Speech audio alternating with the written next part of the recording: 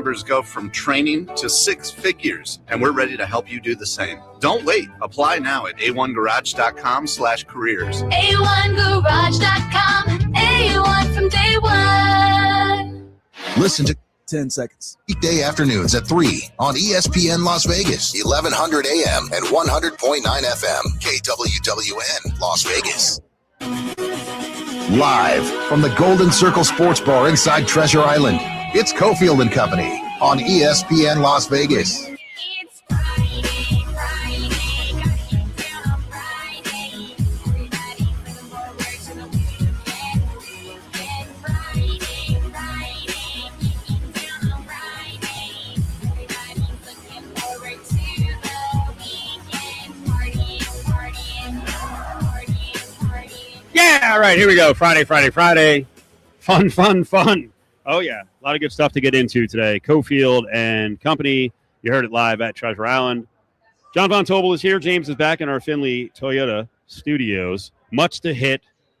We get these days every once in a while during the summer with this Caitlin Clark craziness, so we'll hit on that multiple times throughout the show. And I don't even know it's necessarily a story anymore about the WNBA. It's just about the crowds and the media people who glom onto Caitlin Clark controversy and topics. So that's coming up in just a couple minutes. The end of the week means our final day of giving you a code word for our Lotus Summer of Fun. What we're doing every week is giving away a trip to celebrate the 4th of July, 250th birthday, and giving you a chance to go on some great escapes, all domestic. First trip we're giving away, Philly and Boston. How cool is that? Code word for this Friday. They're all American-themed words. Nice. Strong. Like John Von Tobel now that he's lost 60-plus pounds. Strong. That's the code word, 702-364-1100.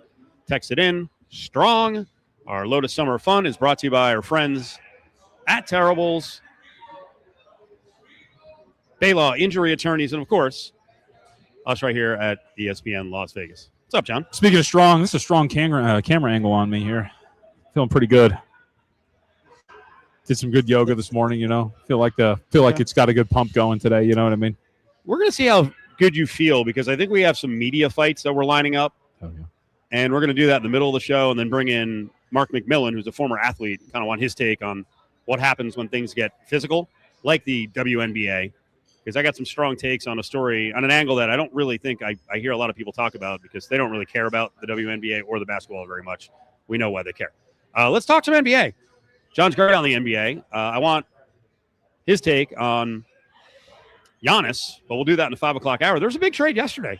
I'm a very big fan of the Ball family. I once, when we had LeVar Ball on, told him straight out that I actually wished he was my father. That's nothing against my dad, Tom. He's a wonderful dad. Treated me really well. Look at how it turned out. It's very true. Oh, boy. Yeah. Sad news about LeVar, too. But I like LeVar. Well, I mean, we've known that about LeVar. I saw him trying to, I don't know what he was doing, run around a basketball court. He's had some health issues. But listen, he produced one of the more intriguing set of prospects. I think they're mostly good guys. I think LaMelo Ball has basically been buried in Hornet land. We haven't really gotten an appreciation until this last year for what he is and who he can be. So I am, as a honorary family member of the Balls, I am thrilled for little bro LaMelo in this trade. This is great. He's going to Minnesota, where they have a winning culture. I mean, I like it. I get it. It's funny. I've seen a lot of people on this trade really kind of trying to downplay it, be very negative about it, not understanding the logic behind it. And to an extent, there are some questions to be asked. For example, who is going to play power forward for Minnesota? They're a very small team. Their projected starting lineup would be LaMelo, Anthony Edwards, Ayo Dosunmu, Jaden McDaniels, and Rudy Gobert. Jaden McDaniels is a pretty good defender, but he's very slight. He's not truly a power forward. But if you watched the Timberwolves last year, they were felled by a single tactic. It was a simple double team to Anthony Edwards. And then all of a sudden, you were playing 4-on-5. The problem was 4 of those guys could not dribble for Minnesota or create a shot, and nobody could score, and it just completely nuked the entire offense. You needed somebody. And LaMelo, coming off a year in which he averaged 20 and 7 in terms of points and assists, is a very good scorer facilitator. You're not going to be able to double Anthony Edwards anymore. I mean, I dig it. If your complaint is that they're a little small at the 4, I totally understand. Julius Randle's gone. Naz Reid is gone. But LaMelo's a good, solid player. And when you're asked to be like the 2, then that's going to be pretty big. And I don't buy this nonsense. I hate when people do this in basketball, Steve, because I think it's a small tell that you don't really watch. There's only one basketball. These guys make it work all the time. That was the first piece of analysis I saw from almost everyone. 2 guys who are ball dominant. Yeah. I'll give you an example of one of the worst takes in the history of basketball. And listen, like I say all the time, we are paid to have opinions. We're not paid to be right all the time. Colin Cowherd had a couple of doozies over the years. One was he loved Greg Oden over the very skinny Kevin Durant in that draft because Durant couldn't bench press. Yeah, I remember that. His hottest take ever was the combo of Ray Allen, Paul Pierce, and Kevin Garnett was never going to work because there's only one basketball. Yeah. Well, so I'm not hammering him because people get stuff wrong all the time. So how about to that? Yeah. What do you do when they're ball dominant guys? I mean, one guy is going to take a little bit of a back seat, but it's not even about a back seat. Like the way offense flows in basketball, every guy's going to touch the ball. It's going to be moving around. So you're going to have your opportunities. And like I mentioned, if these teams try to double Anthony Edwards, then that ball is going to swing out to LaMelo Ball, and LaMelo Ball is going to be playing 4-on-3 with the ability to pass, shoot, do whatever. It opens up the floor entirely for them. I think they're going to be a little worse defensively, obviously. Naz Reid's gone, and LaMelo is a weak defender, but he's at the very least 6'7" and big enough that you can't really pick on him too much. And Rudy Gobert, Anthony Edwards, and McDaniels are all good enough defenders that they're going to be fine. So I think this is an upgrade, and we should not ignore that they re-signed Ayo Dosunmu. Dosunmu was great for them when he went over there. You've got 2 really good to borderline elite ball handling / scorers in that backcourt now, along with Anthony Edwards. This offense, they've gone completely in the opposite direction. Minnesota was a big, plodding, slow team that wanted to focus on what they were going to do defensively. And now they're a quick, elusive, really skilled backcourt that's going to have one of the best defensive backstops in the NBA to clean up some of the messes. They're going to be, I think, a formidable group. Yeah, isn't that the point of having a guy who's well over 7 foot and is more a defensive player than an offensive player, that you can go 1 big, 4 smalls? Isn't it? It's so cool, too, because at least like the basketball nerd in me, you see these teams change their archetypes all the time. So, for example, some, by the way. Yeah. So we should give the Wolves credit because they've tried to change it over repeatedly. Yeah, right. So and that's what I was getting to. They were constructed to beat the Denver Nuggets when the Nuggets were making their run to the NBA Finals and eventually won it. So they went really big. They got Rudy Gobert. They got Naz Reid. They got Julius Randle. They're huge, just ginormous team, right? Little plodding, slow, whatever it is, good defensively.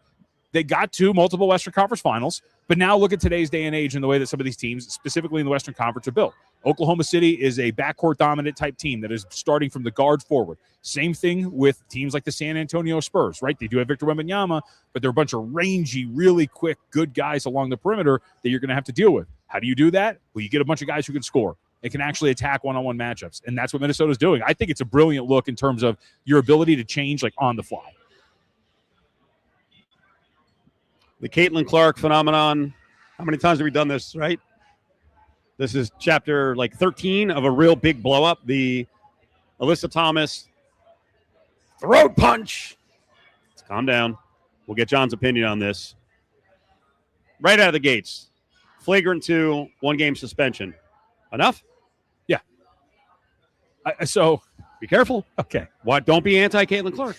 We live in a world where if you don't over-the-top support her or support other things, you're going to fall into that anti-net. We also live in a world where people don't watch. So I don't know about you. I saw it. No, I did. I saw it live. I was watching the game and I saw it happen. If you watch that moment in real time, it is so much quicker than it's being made out to be. Where Thomas, I think it is very clear, she goes for the basketball. And I want to say this.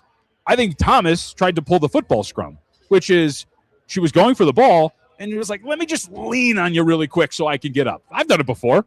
I think what happened was she went to just kind of lean on her a bit. Her hand slipped, and it hit her in the throat, and then she got up and ran off. It happened so much quicker than what it really looked like, but you see these still images. I'm going to show you a picture of that. We have a great Cofield and Company social media department that puts together brilliant graphics now. Look at how bad this looks in a frozen shot. Yeah, right. It looks terrible. It is. It looks like the fist is being driven into the throat, and Caitlin Clark is like right. I would say to anybody, go watch it in real time and see how it actually happens. Thomas was clearly just trying to get an extra nudge in. Her hand slips and hits her in the throat, which is why I think, yeah, one game's fine. She did not wind up and punch her in the throat. And okay, this is where I think I probably get to some dangerous territory. This is a dangerous phrase, but for lack of a better one, I'm going to use it. If you watched those two games that the Fever and the Mercury were playing, Caitlin Clark was asking for it. There's a lot of stuff that team does, and those teams are doing it back and forth, which is also, I think, why the coach, Stephanie White, flipped out hey, you have to know something is coming. We got so much to build on this. It won't be the most important thing we do today, but we'll definitely hit on more Caitlin Clark, the one-game suspension, but also a lot of the media people who have come out who you'll hear from every 6 months or so on the WNBA and Caitlin Clark. And there's, as I've mentioned before, it's this whole cottage industry. I saw a great tweet today. I don't know what account this is. I'll give them credit, at Hero of the Day, and they had 1.1 million views. They described, we'll go to break off of this, they described what happened with Alyssa Thomas and Caitlin Clark as a knee to the groin, a fist to the throat, a pinch of her underarm, and an attempt to stomp on her. Big show on the way. Got something to say? Hit us up on the Bay Law text line, 702-364-1100. Brought to you by Bay Law Injury Attorneys. Winning is no accident. Hey, babe, where are you going? Fantastic indoor swap meet. The swap meet? I love Fantastic. Can I come along? Sure, if you bring your wallet. What are we shopping for? Everything. They've got everything, and it's a lot more fun than shopping online. Okay, let's spend the afternoon. It's just over on Decatur and Okie. You know, Fantastic's open every Friday, Saturday, and Sunday, 10 to 6. And like they say, it's fantastic. And like they say, we've got it. If you're considering purchasing a new or used Honda or need to service your current vehicle, go to the Name Las Vegas Trust for exceptional sales, service, and parts. Finley. Whether you're up north, down south, or somewhere in between, you're always just 15 minutes away from a Finley Honda store. Each location has friendly and knowledgeable sales and service professionals, so give us a call or stop in anytime. Finley Honda's in Centennial Hills and Finley Honda Henderson in the Valley Auto Mall. The difference is in the name. All 30 NBA teams are coming back to Vegas July 9th through the 19th, and ESPN Las Vegas wants to put you in front of all the action. Go to lvsportsnetwork.com for your chance to win 4 reserved seats and Summer League merchandise. Contest ends July 6th, so sign up today. High internet costs, cell phone bill going up, streaming services you forgot you had? What if someone fixed that for you? Radiant Star Checking at West Star Credit Union includes bill negotiation experts who can lower your monthly bills and cancel subscriptions you don't need. That alone could cover the $7 monthly benefits fee. Visit weststar.org/RadiantStar to learn more. Radiant Star Checking has a $7 monthly benefits fee. Activation required. Terms and conditions apply. Share savings with a minimum balance and membership eligibility is required to become a member. Insured by NCUA. If you're taking or even thinking about taking one of the new GLP-1 weight loss drugs, you should know this. According to the Journal of the American Medical Association, when you combine GLP-1s with behavior modification, your weight loss results can increase by almost 300%. That's right, 300% more results. But has anybody ever told you that? Or is it easier for them if you stay on these drugs for life? Hi, this is Mark Patrick, also known as America's Hypnotist. My seminar is all about the missing piece, behavior modification, the habits, mindset, and patterns that create real lasting change. And the most powerful tool to reshape those habits, hypnosis. My hypnosis program helps you take control of your cravings, master portion control, crave healthier food, and feel full twice as fast with only half the food. So you don't just lose weight, you build winning habits that last a lifetime. Don't miss Mark Patrick Hypnosis, Sunday, July 12th at the Santa Fe Station Hotel and Casino. For more information, go to markpatrickseminars.com. Beat the heat with some cool cash for betting sports on the William Hill mobile app. With the William Hill Cash Rewards program, you can earn up to $500 in cash. Earn summer rewards points for mobile wagers made until August 31st. Win or lose, you can earn even more rewards points for teasers, parlays, and same-game parlays. Sign up for the William Hill mobile app today and opt in to enroll in summer rewards. To see participating locations, visit williamhill.us. Must be 21. Gambling problem? Call 1-800-522-4700. This Lotus Cares message is brought to you by Subaru of Las Vegas. In June, we bring awareness to PTSD. There are currently about 12 million people in the United States with PTSD. Even though treatments work, most people who have PTSD don't get the help they need. Visit ptsd.va.gov for help today. This Lotus Cares message is brought to you by Subaru of Las Vegas. That's easy. That's community. SubaruofLasVegas.com.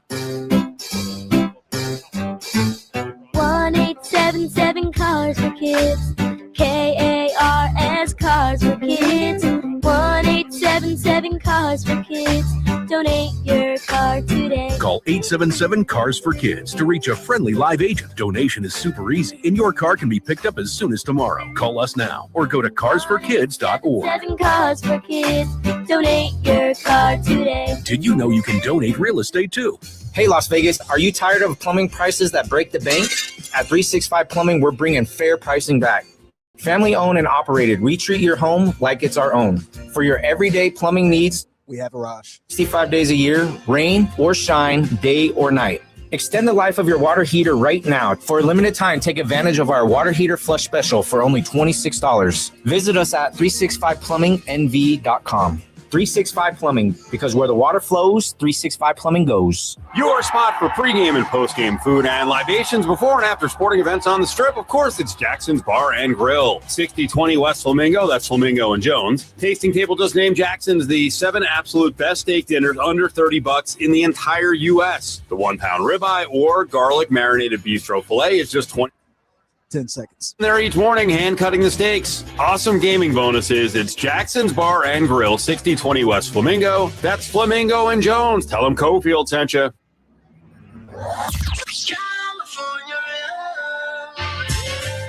Mr. LA, Mr. Vegas, Arash Markazi joins Cofield and Company on ESPN Las Vegas. Mr. Santa Clara, Mr. Seattle. Man, this guy's been traipsing up and down the West Coast around the World Cup. He loves the event. We like the event. Got to get a lot more on what's been happening at the World Cup at these venues. Arash Markazi, Sporting Tribune, is up with Von Tobel and Cofield. We're live here at Treasure Island on ESPN Las Vegas. Arash, tell the audience where you are now. I'm in Seattle. We got a big group stage finale, Iran and Egypt. Big game for both these teams, win and not only advance, but, win and win the group. So the big game here. So I want to set the scene in Seattle in about 5 minutes, but let's talk about yesterday because you were at SoFi, correct? You were there for Team USA. Just talk about the environment and then kind of how the game unfolded.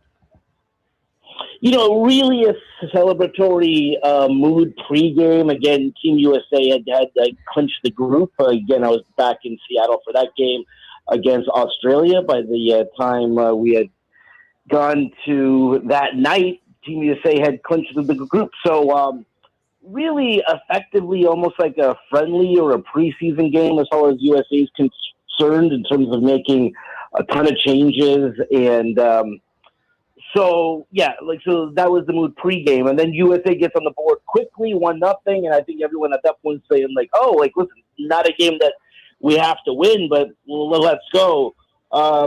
Turkey scores the next 2 goals. The USA ties it up 2-2. The gut punch in the loss comes from the fact that it was literally a last-second defeat. I mean, Turkey scoring in the 98th minute. I mean, there was no more time as soon as they had scored the goal. So, I mean, if they had drawn 2-2, regardless of if the result mattered, that would have been fine. I just felt that the way that they lost took some of the air out of the building, but now you kind of reset, and I think this team is in a good position going in to the round of 32. Arash Markazi, Sporting Tribune, is with us. Yeah, listener Leslie, who's watching us up on video, and you can watch us on YouTube and Facebook and Twitter. Cofield and Company live here on this Friday. Leslie said, I'm not sure if USA threw the kitchen sink yesterday. Felt like an exhibition game. What happens from here forward? Actually, let me back up for a second. What was the final get-in price in L.A., and then what happens from here forward in L.A. with the rest of the games and the demand for tickets? Yeah, so the get-in price, I think it got as low as $1,200, which, again, I think just people wanted to go. And by the way, it was really like a who's who in terms of, Hollywood celebrities, Brad Pitt and Leonardo DiCaprio. I mean, this was like, I think everyone wanted to see Team USA back at SoFi. The vibes for that first game against Paraguay were off the charts amazing. It is now, the rest of the way whenever Team USA is playing, and these are all win-or-go-home games, no ties.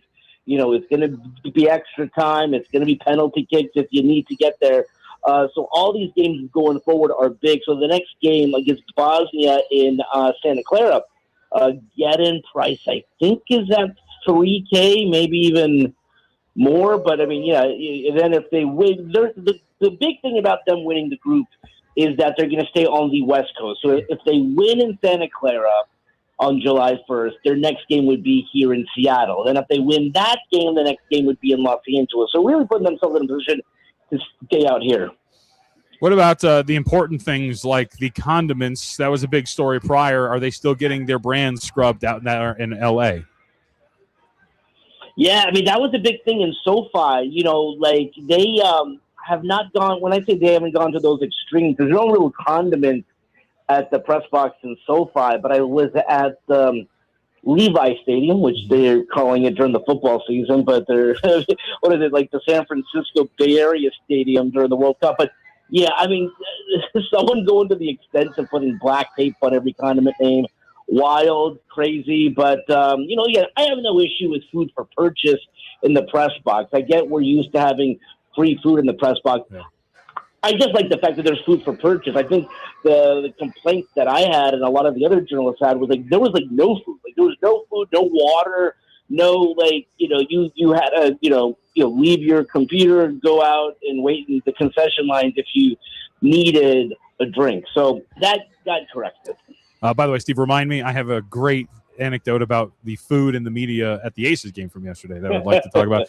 But I don't want to waste Raj Markazi's time. All right, so obviously World Cup has been the story of the month, but it is also Pride Month, and that coincides with what's happening out in Seattle, and you're out there. So walk us through the vibes here, because obviously it seems like the Iranian and Egyptian soccer federations are urging FIFA to strip this Pride match and any displays down for this meeting today. So what's going on out there?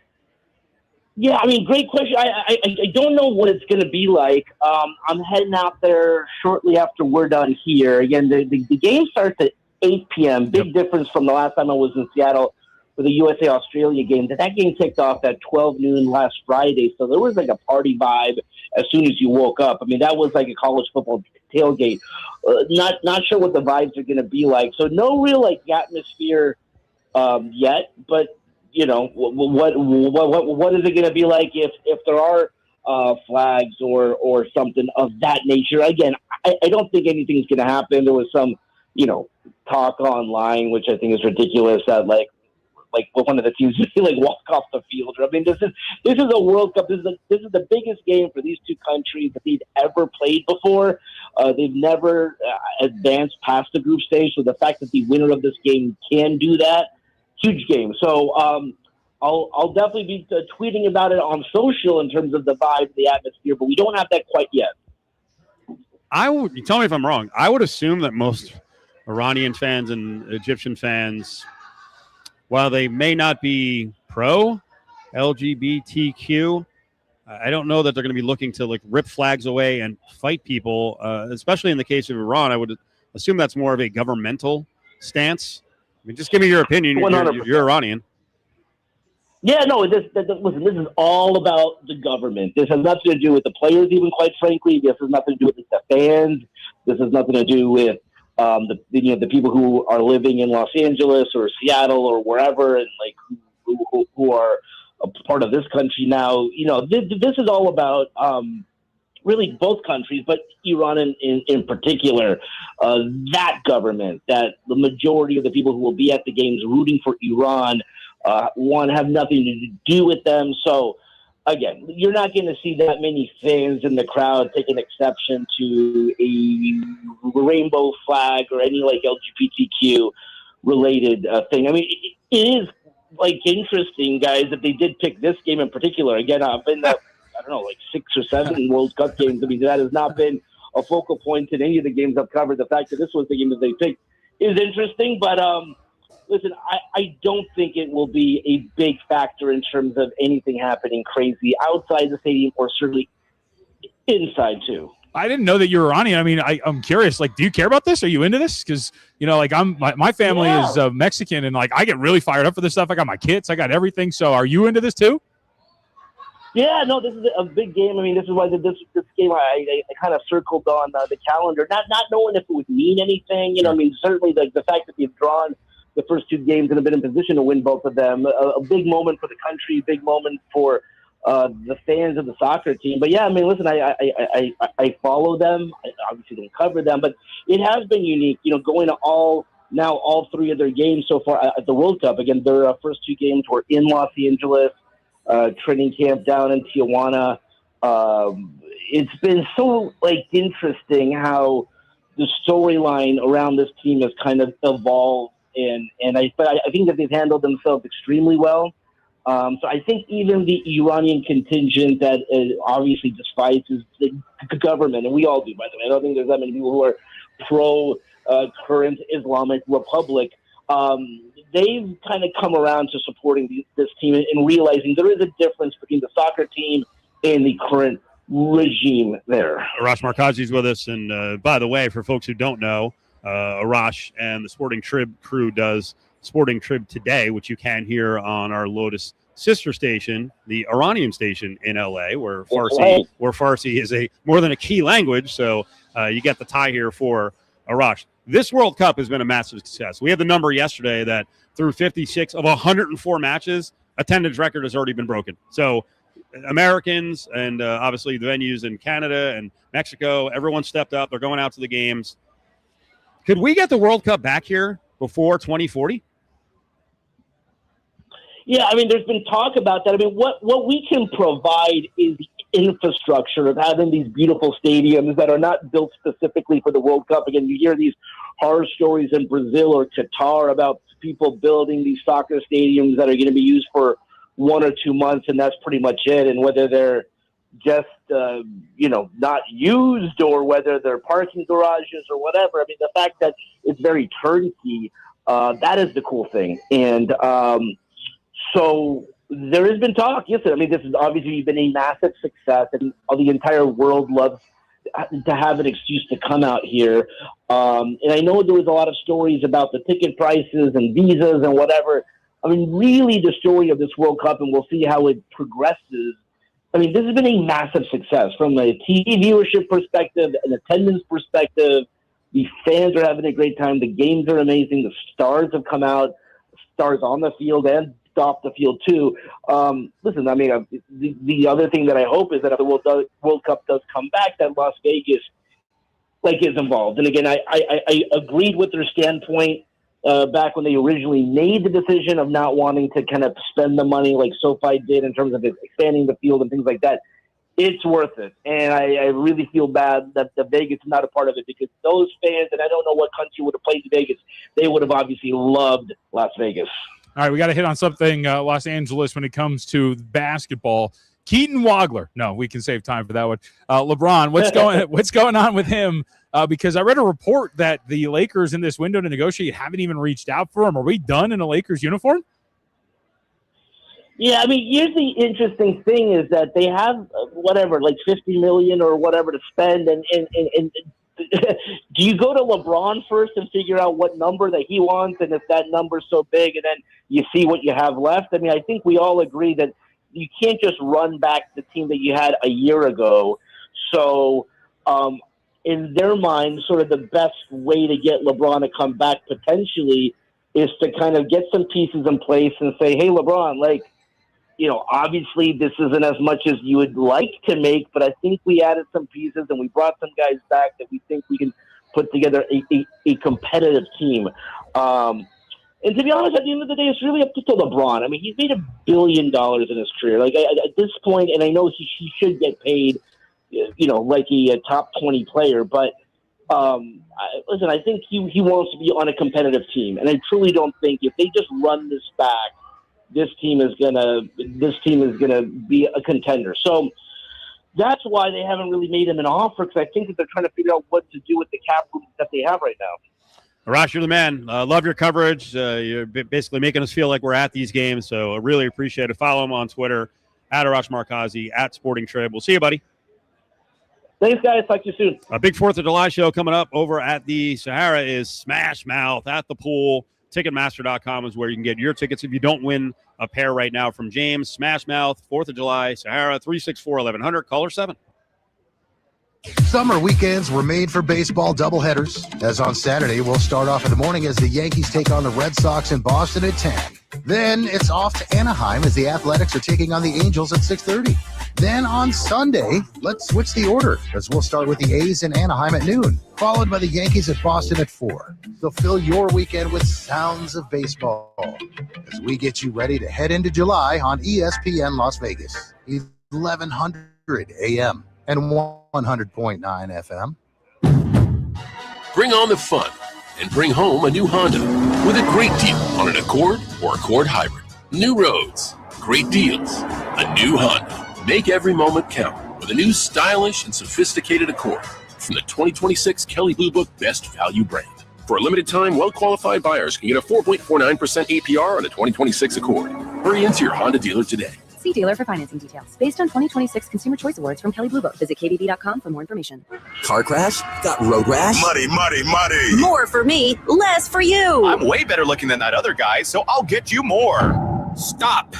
It's not about the injury, it's about the recovery. Hi, this is Paul Pata from Paul Pata Law. If you are injured due to someone else's negligence, don't drown in all the hype. At Paul Pata Law, you're more than just a case number. You're family, and we'll stand by you every step of the way. Paul Pata Law, we're your personal recovery attorneys. Check us out at paulpadalaw.com. If you have unfiled taxes or are in debt to the IRS, this is important news. Did you know the IRS has programs specifically designed to help people struggling with tax assistance programs that can save you thousands if you qualify? No one knows these programs better than the experts at Optima Tax Relief, America's most trusted tax resolution firm, A-rated by the Better Business Bureau. Their award-winning tax attorneys and licensed professionals have resolved over $3 billion of tax debt for their clients. One call to Optima can start the process, helping to put an end to your worries about wage garnishment, asset seizure, and other aggressive IRS actions. Find the best options to solve your tax problems. Call the experts at Optima Tax Relief today for a free consultation. Call 800-810-8599. That's 800-810-99.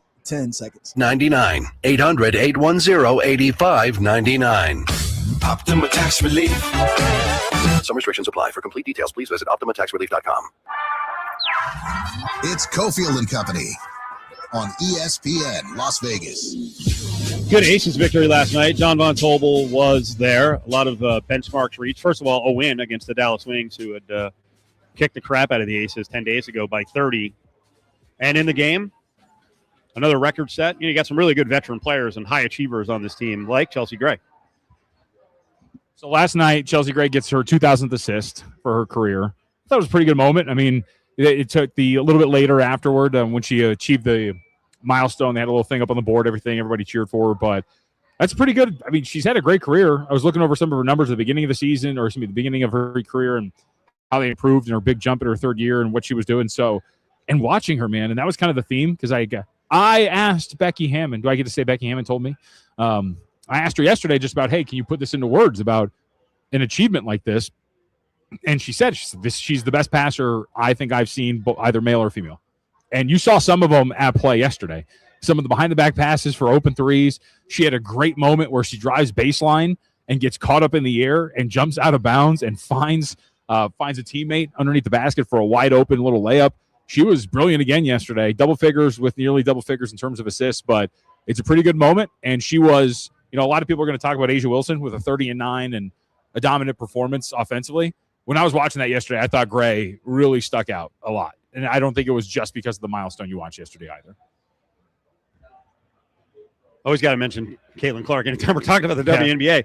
Well, it jogs my memory that I saw a comment today about Caitlin Clark needs to pull a boycott in the future. And one of the things that she needs to boycott is USA basketball and playing in the Olympics. And I thought the comment was very interesting from a Caitlin Clark loyalist who said, well, they're going to start Chelsea Gray at point guard anyway over her. And I almost never respond or reply to accounts like that. But I actually said, serious question. Do you think Caitlin Clark should? I mean, the Olympics aren't tomorrow, but do you think that Caitlin Clark should start over Chelsea Gray at point guard for USA? I mean, now? Come on. No. And here's the thing. Clark has actually been kind of underrated, I think, at least in terms of the way that she's been facilitating. So before she got hurt the other day, she had, and she was still facilitating really well. I think she went out with like 7 or 8 assists. She was on a run of 6 straight games, 20-plus points, 5-plus assists. Like, she had been really, really throwing the ball around very well. Look, if she's like your backup guard, then you're going to be in a really good spot. But I think she's pretty underrated as a passer, Caitlin Clark. But in she's terms got of good assist numbers, obviously she's got to be more efficient and cut down on turnovers. But in terms of the she's not a. I mean, she is. I'm not going to say it. I was going to say she's not a shoot first point guard. She's doing both. Yeah, no, she's doing both for sure. But in terms of being like a true facilitator, Chelsea Gray's the one. Yes. Yeah. There's no her question. numbers say it. Yeah. Now, that thought that like, hey, she's not going to start, boycott the team. Like, cut it out. Okay. I mean, if you look at the NBA side, there are unbelievable players over the years who didn't get to start. Right. The second unit's also important. Now, if she's playing at an Olympic level, if she's one of the best 14 players in the country, she better be on the team because we obviously know that Diana Taurasi shut her out, which has happened on the men's side too. Yep. If they don't like a player, they're like, yeah, sorry. We don't want that person on the team. I don't like her. I don't like him. Yeah. MJ did it to Isaiah Thomas. Yeah. Shouldn't happen going forward, though. No. It's her league now. All right, coming up, we got into what happens in the streets when requests are made for combat. And Justin Watkins gave us some really good information, our legal insider. We have a couple more media fights to discuss. So I want John's take on what's going on with especially old loudmouth troll Boomer Esiason. The Rich Eisen Show. Here's Derrick Henry. Nobody runs the ball in such a way that you can imagine what it sounds like. The whistling of air, the whoosh, or in the way that his quarterback has described him, the ka-chow. Hey, James, do me a favor. Can you grab the Boomer cut from yesterday? I want to use that here. Plus, I should make a pick. No worries. Mater's body. Holy smokes. That's funny right there. It's the Rich Eisen Show, weekdays at 9, here on ESPN Las Vegas. If it's for the truck, give us a call, we've got it. For the Truck is your premier truck shop. Our suspension experts will take your ride to the next level. Steps, wheels, bumpers, suspensions, tires, covers, accessories, liners, lifts installed. For the Truck has it all. Specializing in precision suspension tuning for sports cars, SUVs, and of course trucks. From high-end alignments to full suspension upgrades, we have everything you need. If it's for the truck, give us a call, we've got it. Call 702-840-4400. Get ready to fall in love with your next SUV at Finley Volkswagen Henderson. Right now, you can lease the all-new 2026 Volkswagen Tiguan S for just $259 a month for 36 months. With turbocharged performance, a bold new design, advanced safety tech, and a spacious interior built for every adventure, the Tiguan is the SUV everyone wants to drive. And it's all for just $259 a month. Find your vibe at FinleyVW.com. Drivers wanted. Restrictions apply. OAC $39.99 to its signing. Excludes tax, title, license, options, and dealer.fee at $498. Expires June 30th, 2026. Finley Volkswagen. My name is Christina Martini, and I attended the Mark Patrick seminar. And because of the seminar, I lost over 27 pounds in a course of about 4 months. And I just want to say how grateful I am and happy for the seminar. And I'm glad I attended. Join Mark Patrick Hypnosis. Lose the weight or stop smoking, only $59.99 guaranteed. Seminar is Sunday, July 12th at the Santa Fe Station Hotel and Casino in Las Vegas. Weight loss hypnosis at 11 a.m. Stop smoking hypnosis at 2 p.m. Sign up at markpatrickseminars.com. Get ready, Las Vegas. The Vegas Classic Car Festival rolls into the Ahern Luxury Boutique Hotel this weekend, and spectator admission is free. Join us Saturday from 8 to 4 and Sunday 8 to 2 to see more than 200 classic cars, hot rods, muscle cars, and customs throughout the hotel and the covered parking garage. Enjoy food, drinks, vendors, and entertainment all weekend long. For details, visit ahernhotel.com. The Vegas Classic Car Festival this Saturday and Sunday at the Ahern Luxury Boutique Hotel, powered by Lerner & Rowe Injury Attorneys. Less than 4 in 10 kids aged 6 through 12 are playing sports regularly. 4 in 10 kids? Let it sink in. Just 4 in 10 kids. ESPN is building a nationwide coalition powered by Disney called Take Back Sports. with the purpose of training more coaches, expanding access, and creating community-driven sports programming that puts kids and fun first. We're working on that store. We hope you'll join us. Visit takebacksports.org to learn more. T-Mobile has an exclusive bundle for customers 55 and up. I'm Sarah Bowl. Yeah, I'm Frank Bowl. A reliable network is key for us. And with T-Mobile, it's been wonderful. And going to the 55 plus plan saved us so much money. A lot. And that's important. Trying to keep costs down. The home internet's been perfect. It's fast, it's quick. The setup was so easy, it took less than 15 minutes. It was like, if you want simplicity, coverage, reliability, you want the whole package, T-Mobile has it. Right now, T-Mobile customers 55 and up can get 2 phone lines on America's best network, plus America's fastest 5G home internet for just $30 each. $30 per month each line with autopay plus taxes and fees. Minimum age 55. Pricing for home internet rely on 2 lines of Essentials Choice 55. $35 connection charge per line required. Best mobile network and fastest 5G home internet based on analysis by Oak Cliff Speed Test Intelligence data 2H 2025. All rights reserved. Everyone's so friendly here at Centennial Subaru. Can't walk 10 steps without a belly rub. They feed me snacks, and they even feed humans. Only thing bad I can say is they really like those guys on 2 wheels. This is why we bring our humans here. Go north, US 95 and Ann Road. Centennial Subaru, a short drive from everywhere. Zip Zap Auto has expanded into one of the largest independent auto repair shops in the Valley. With 23 bays, over 12,000 square feet, Zip Zap is your one-stop shop, offering smog tests, oil changes, detailing, body work, and engine and transmission rebuilding. Plus, Zip Zap provides free towing and diagnostics with qualifying repairs. No appointment necessary. Zip Zap Auto on Cheyenne and North Durango Drive, and online at zipzapauto.com. Hey, Jeff, how's the new job working out?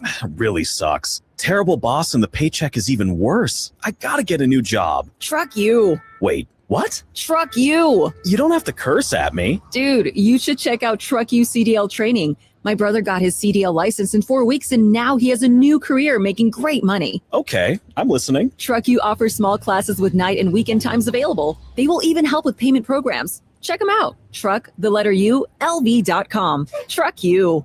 Plumbing problems never knock. They kick down the door at the worst possible time. A burst pipe turning your kitchen into a water park? A clogged drain bubbling like a swamp monster? Don't panic. Gettle wrestles plumbing nightmares for a living. Our perfectionist plumbers handle it all with the precision of a surgeon and the enthusiasm of a game show host. From sewer line repairs to water filtration to tankless water heaters, your home sparkles like we've never even been there, except your plumbing actually works now. Gettle, Goettl, will fix your pipes, but it's hard to spell. Try the turkey, bacon, and avocado at Port of Subs. Fresh, craveable, and loaded with flavor. Order now at portofsubs.com. Slice fresh sandwiches, Port of Subs. This sports update is brought to you by Dollar Loan Center. Get up to $5,000 in minutes at Dollar Loan Center. Free to apply, and new customers enjoy 1 week of free interest on their first loan. Visit don'tbebroke.com. The Knights announced that Joe Ward has been 10 seconds. Anderson Silver Knights. Ward becomes the 3rd head coach in franchise history. And tomorrow night, the Vegas Nighthawks host San Antonio at the Lee's Family Forum. Kickoff set for 6 o'clock. Now back to Cofield and Company on ESPN Las Vegas. I was going to say, just kicking off here, but we're already 45 minutes in. Much to get to. Cofield and Company. John Von Tobel, Stu Cofield. So one of my favorite topics in sports is angst and physicality. And I want to get to what happened in the Caitlin Clark, Alyssa Thomas basketball mix-up, not only in the game the other day, but also the game before that. We'll get to that around 4:20. So there's been a lot of people who come out of the woodwork with strong takes. As we pointed out yesterday in the 5 o'clock hour when we were on from 5:30 to 6, we played some audio from Stephen A. Smith. You know, he's got a take on Caitlin Clark, and Colin Cowherd, he's got a take on Caitlin Clark. We know Jason Whitlock has a take on Caitlin Clark. This is one of his, piece of red meat that he loves. And they sort of embellish a bit. And they were claiming the other day that Caitlin Clark, when she supposedly went out with a back injury, was just quitting. She was just annoyed that no one backed her up. Just quitting. Boomer Esiason jumped in on this. Boomer's actually very smart. Because you remember about 2 years ago, Boomer got all pissy. He's been doing radio forever in New York. He's solid. He hasn't really made a mark as an individual. the best guy on that morning show is the guy Gio, who carries Boomer. And I think Boomer saw what Pat McAfee did because he was whining about McAfee. You saw McAfee come into the business, and then all of a sudden McAfee's like, okay, you're making $10 million a year, $20 million a year. Now there's rumors that ESPN, in spite of all the infighting and the trash talking, they might they might want to give him a deal for like $60 million a year. Guess what? For the biggest radio stars in this country, they make a lot of money. They make a lot of money. And if he can generate that kind of money on TV and radio, then he's worth it. But I remember one of the things that Boomer said is like, I can do the same thing he does and, back sports books. And like, no, you can't. You have your talent is infinitesimal, if that's even the right word, as compared to McAfee. But what now he's doing, as a lot of people do, is you lean into right-wing politics, that red meat. You do it on the left-wing side. I don't know if it works as effectively. But the other day, yesterday, he had a take on Caitlin Clark, which was layered in several ways. And I pointed out last night, you'll hear it, that he almost knocks down his own argument in what he's trying to pitch. But I think there's a couple of flashpoints in this that are worth listening to. So here's a legendary NFL quarterback, man, who's run with the Jets. My Jets. It was glorious. If I were Caitlin Clark, I would seriously consider going to play overseas somewhere and get the royal treatment and get real money from the Saudis. And I know that Caitlin makes a ton of money off the court in terms of endorsements, and rightfully so. But I think that there's a petty jealousy. She's a straight white basketball player. She is not being treated with any sort of respect whatsoever. So we'll address the straight white basketball player here in a second. But as I pointed out before, he kind of knocks down his own argument. He's like, she should go play somewhere else, but I know she makes a lot of money here. That idea is not the craziest idea if – who put it out? Oh, Sean Merriman said, hey, WNBA better be careful because there could be a venture capitalist who steps up and starts a league. Now, 5 years ago, 10 years ago, women's basketball didn't have a market to start a league, and who the hell would back it? Well, the Saudis have done it, right? I guess if the Saudis wanted to, they could go, hey, you know what, Liv fell apart. Let's just start a women's basketball league. Right now, if it was all based in Saudi Arabia, I don't think I would risk going to Saudi Arabia with Iran flying bombs all over the place. That would have to calm down. Could someone step up and start a league? Potentially. The funny thing is the players have started a league in the offseason, but I don't think they would kiss the ass of Caitlin Clark to try to steal her, although that would be a brilliant move. Would be a brilliant move. What are your thoughts on Boomer saying, hey, you know what?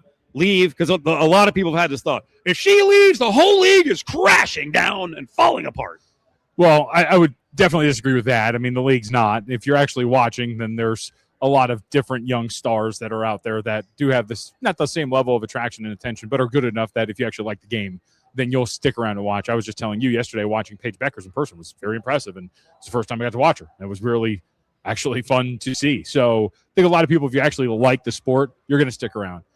That's the first thing I caught too, is it's easy to say, just go across the pond and go get your money elsewhere. First off, is there money there? I understand the Saudis have been trying to sports wash things and trying to get out there in front of it, but there's not really that much out there for you. And by the way, I think you hit it on the most importantly, Liv failed. Liv tried this and failed, and I don't think Caitlin Clark is big enough, especially not in America, that she would be able to then keep afloat a Saudi, if we're assuming this, Saudi-backed league with who else would go? Because that's the other part about this. Who's she going to be playing with? Who's she going to be playing against? And if Boomer's right, and they all hate her because she's a straight white, then they're all not going to go play with her either. So let's get to the straight white heterosexual thing. This has become a thing that now, like a lot of thoughts were beneath the surface, and now they've come to light. Again,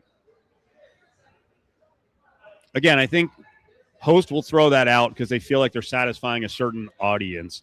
I do wonder with the older host, are they really bothered? Let's just say it straight out. Are they bothered by lesbians? Oh, I'm sure to an extent. Why? I mean, I think part of it is definitely how you phrase this. What are they, out of the talent pool for heteros? Right. Guys really think that way? I think definitely a lot of incel dudes think like that, for sure. I mean, I'll go back to... I can't find a girlfriend or wife. I mean, now, because it was weird at the time. That's probably the reason. But now Elliot Page, when he before he had transitioned, the actor that I'm referring to, there was a big starred in Juno, all those what's the Leonardo DiCaprio movie that you might with the dreams, Inception. But when he had transitioned to being a male, a lot of people were upset because prior then, big on-screen crush, a lot of males really were attracted to her, and then all of a sudden it's like, what is this? And I think that's part of it. Now, these people were, like, again, you're not the general you're just generally not attractive enough anyway. But, like, it is a weird, possessive kind of thing that is out there, especially in internet circles. It's weird, man. So one of the shows I listen to during the day, especially when I'm driving in, I told you I really like Fox Sports Radio. It's our sister station. I like their national lineup. And I think Covino and Rich do something, similar to what we do, where it's a mix of sports and other stuff. And they pointed out that Rob Parker, who comes on in the evening, so great show. I think it starts at 6 o'clock. Excellent addition to that lineup, much needed addition to that lineup. Rob Parker was talking about Boomer Esiason and that take and said Boomer Esiason is the worst of the worst. Covino and Rich then turned it into, all right, media fight. Boomer Esiason against Rob Parker. Now, Boomer is, I don't know how much he weighs now, but he's 6'4.5", 6'5". If you see him on the set, he's like one of the biggest guys. He's 65 years old. I'm sure he can still defend himself pretty good. They were making the case that Rob's a fitness guy. Rob's actually a little bigger than you think he is. So they had this whole Rob Parker, Boomer Esiason fight thing. I don't know why we have to fight all the time. As a regular on the Odds Couple, I'm a big Rob Parker guy, and I've met him, and we're friends. I pick Rob. Well, I'd be rooting for Rob. Yeah. No, he is bigger, though. You're right. When I met him at the Super Bowl in San Francisco, and I was like, holy smokes, dude. I told him, dude, you're huge. I have no idea if he can fight. Yeah. Those guys were pointing out, hey, Boomer Esiason might be a broken down, bitter shell of a man now that years later after playing football, he also might be a badass at 65 years old. Sure. I don't know what would happen. Yeah. I don't know why everything has to end in a fight, but if there's a fight, we're in for it. Well, no, I like handicapping fights. We love fighting. You know why everything we love ends in a boxing. fight. We love MMA. It ends in a fight because these guys know the fight's never going to happen. Right. And so they want to look tough. Mm-hmm. That's why. Like Boomer hasn't fired back on Rob Parker and said, I want to fight. Yeah. These are his radio cohorts at FSR who said, hey, Rob against Boomer would be interesting. Right. So we brought up a potential fight yesterday with our legal insider, Justin Watkins. And we love doing this when people challenge others to fights. Like, what's really legal? And then what sort of legal protection do you have if you slaughter someone or they slaughter you? So I brought up the example of Aubrey Huff, who's the former Major League Baseball player who's very strong on the side of, let's just say it, anti-LGBTQ. He's very upset about the whole Giants thing and the Caps and the Pride Month, and he's been, throwing out derogatory terms, and this is his brand. He really leans into it. And Jason Page, we had Jason on the other day. Jason said something to the effect of, like, you're a moron. And Aubrey Huff sent to him, hey, you know what? DM me. I'll give you my exact address. I will welcome you to meet me anytime and attempt to say that to my face. And then he talked about his glasses and being a nerd and all this. And we ran this by Justin Watkins, and Justin said, well, none of that, calling someone a moron does not rise to the level of defending yourself. So there might be some legal issues there. Every state is also different in terms of booking a fight. It's really not legal. There are still some antiquated laws in some states where it's like, hey, if both parties agree to it, you can fight in the streets. You can have a duel. You can fight wherever you want. Hell yeah. And go at it. I found the tack, though, pretty interesting on the Aubrey Huff standpoint of, I hope he DM'd his address to lots of people the other day. Sure. I find that fascinating. I mean, I would like it for the matter of fact of, you don't think anybody's really going to show up, but one day somebody might. Meet me in Temecula. Yep. And maybe you win that fight, but what if you don't? Or what if he doesn't show up to fight? You put yourself and your family in danger. If you're Aubrey Huff, do you think he filters where he's like a Jake Paul, where you pick people that you don't believe are real threats? Like, you're not going after someone who looks like Anthony Joshua. He's going after Ben Askren. Guys like that. Guys he could beat. Right. In the case of Jake Paul. And who knows? I mean, in the end, this Major League Baseball player doesn't really know who's behind whatever Avi or their picture or what their background is. Oh, for sure. He's definitely picking fights that he thinks he can win. There's no shot that he's looking at a guy who is 6'6", like a chiseled 260, and is like, hey, let's go, buddy. And listen, if you think the show, like, we haven't done this before, we didn't know what was going to happen, but we invited people to come in. I think it was UFC 63. I'll have to go look at the year. 2007, maybe? Because I was there in LA. And we were giving away, I think, future UFC tickets, maybe even to that event. And we offered people a chance to come in and put Adam Hill in a full Nelson. Now, Adam is 6'3" and well beyond 300 pounds. He's a big guy. People came in and no one could do it. And then a guy came in who was bigger.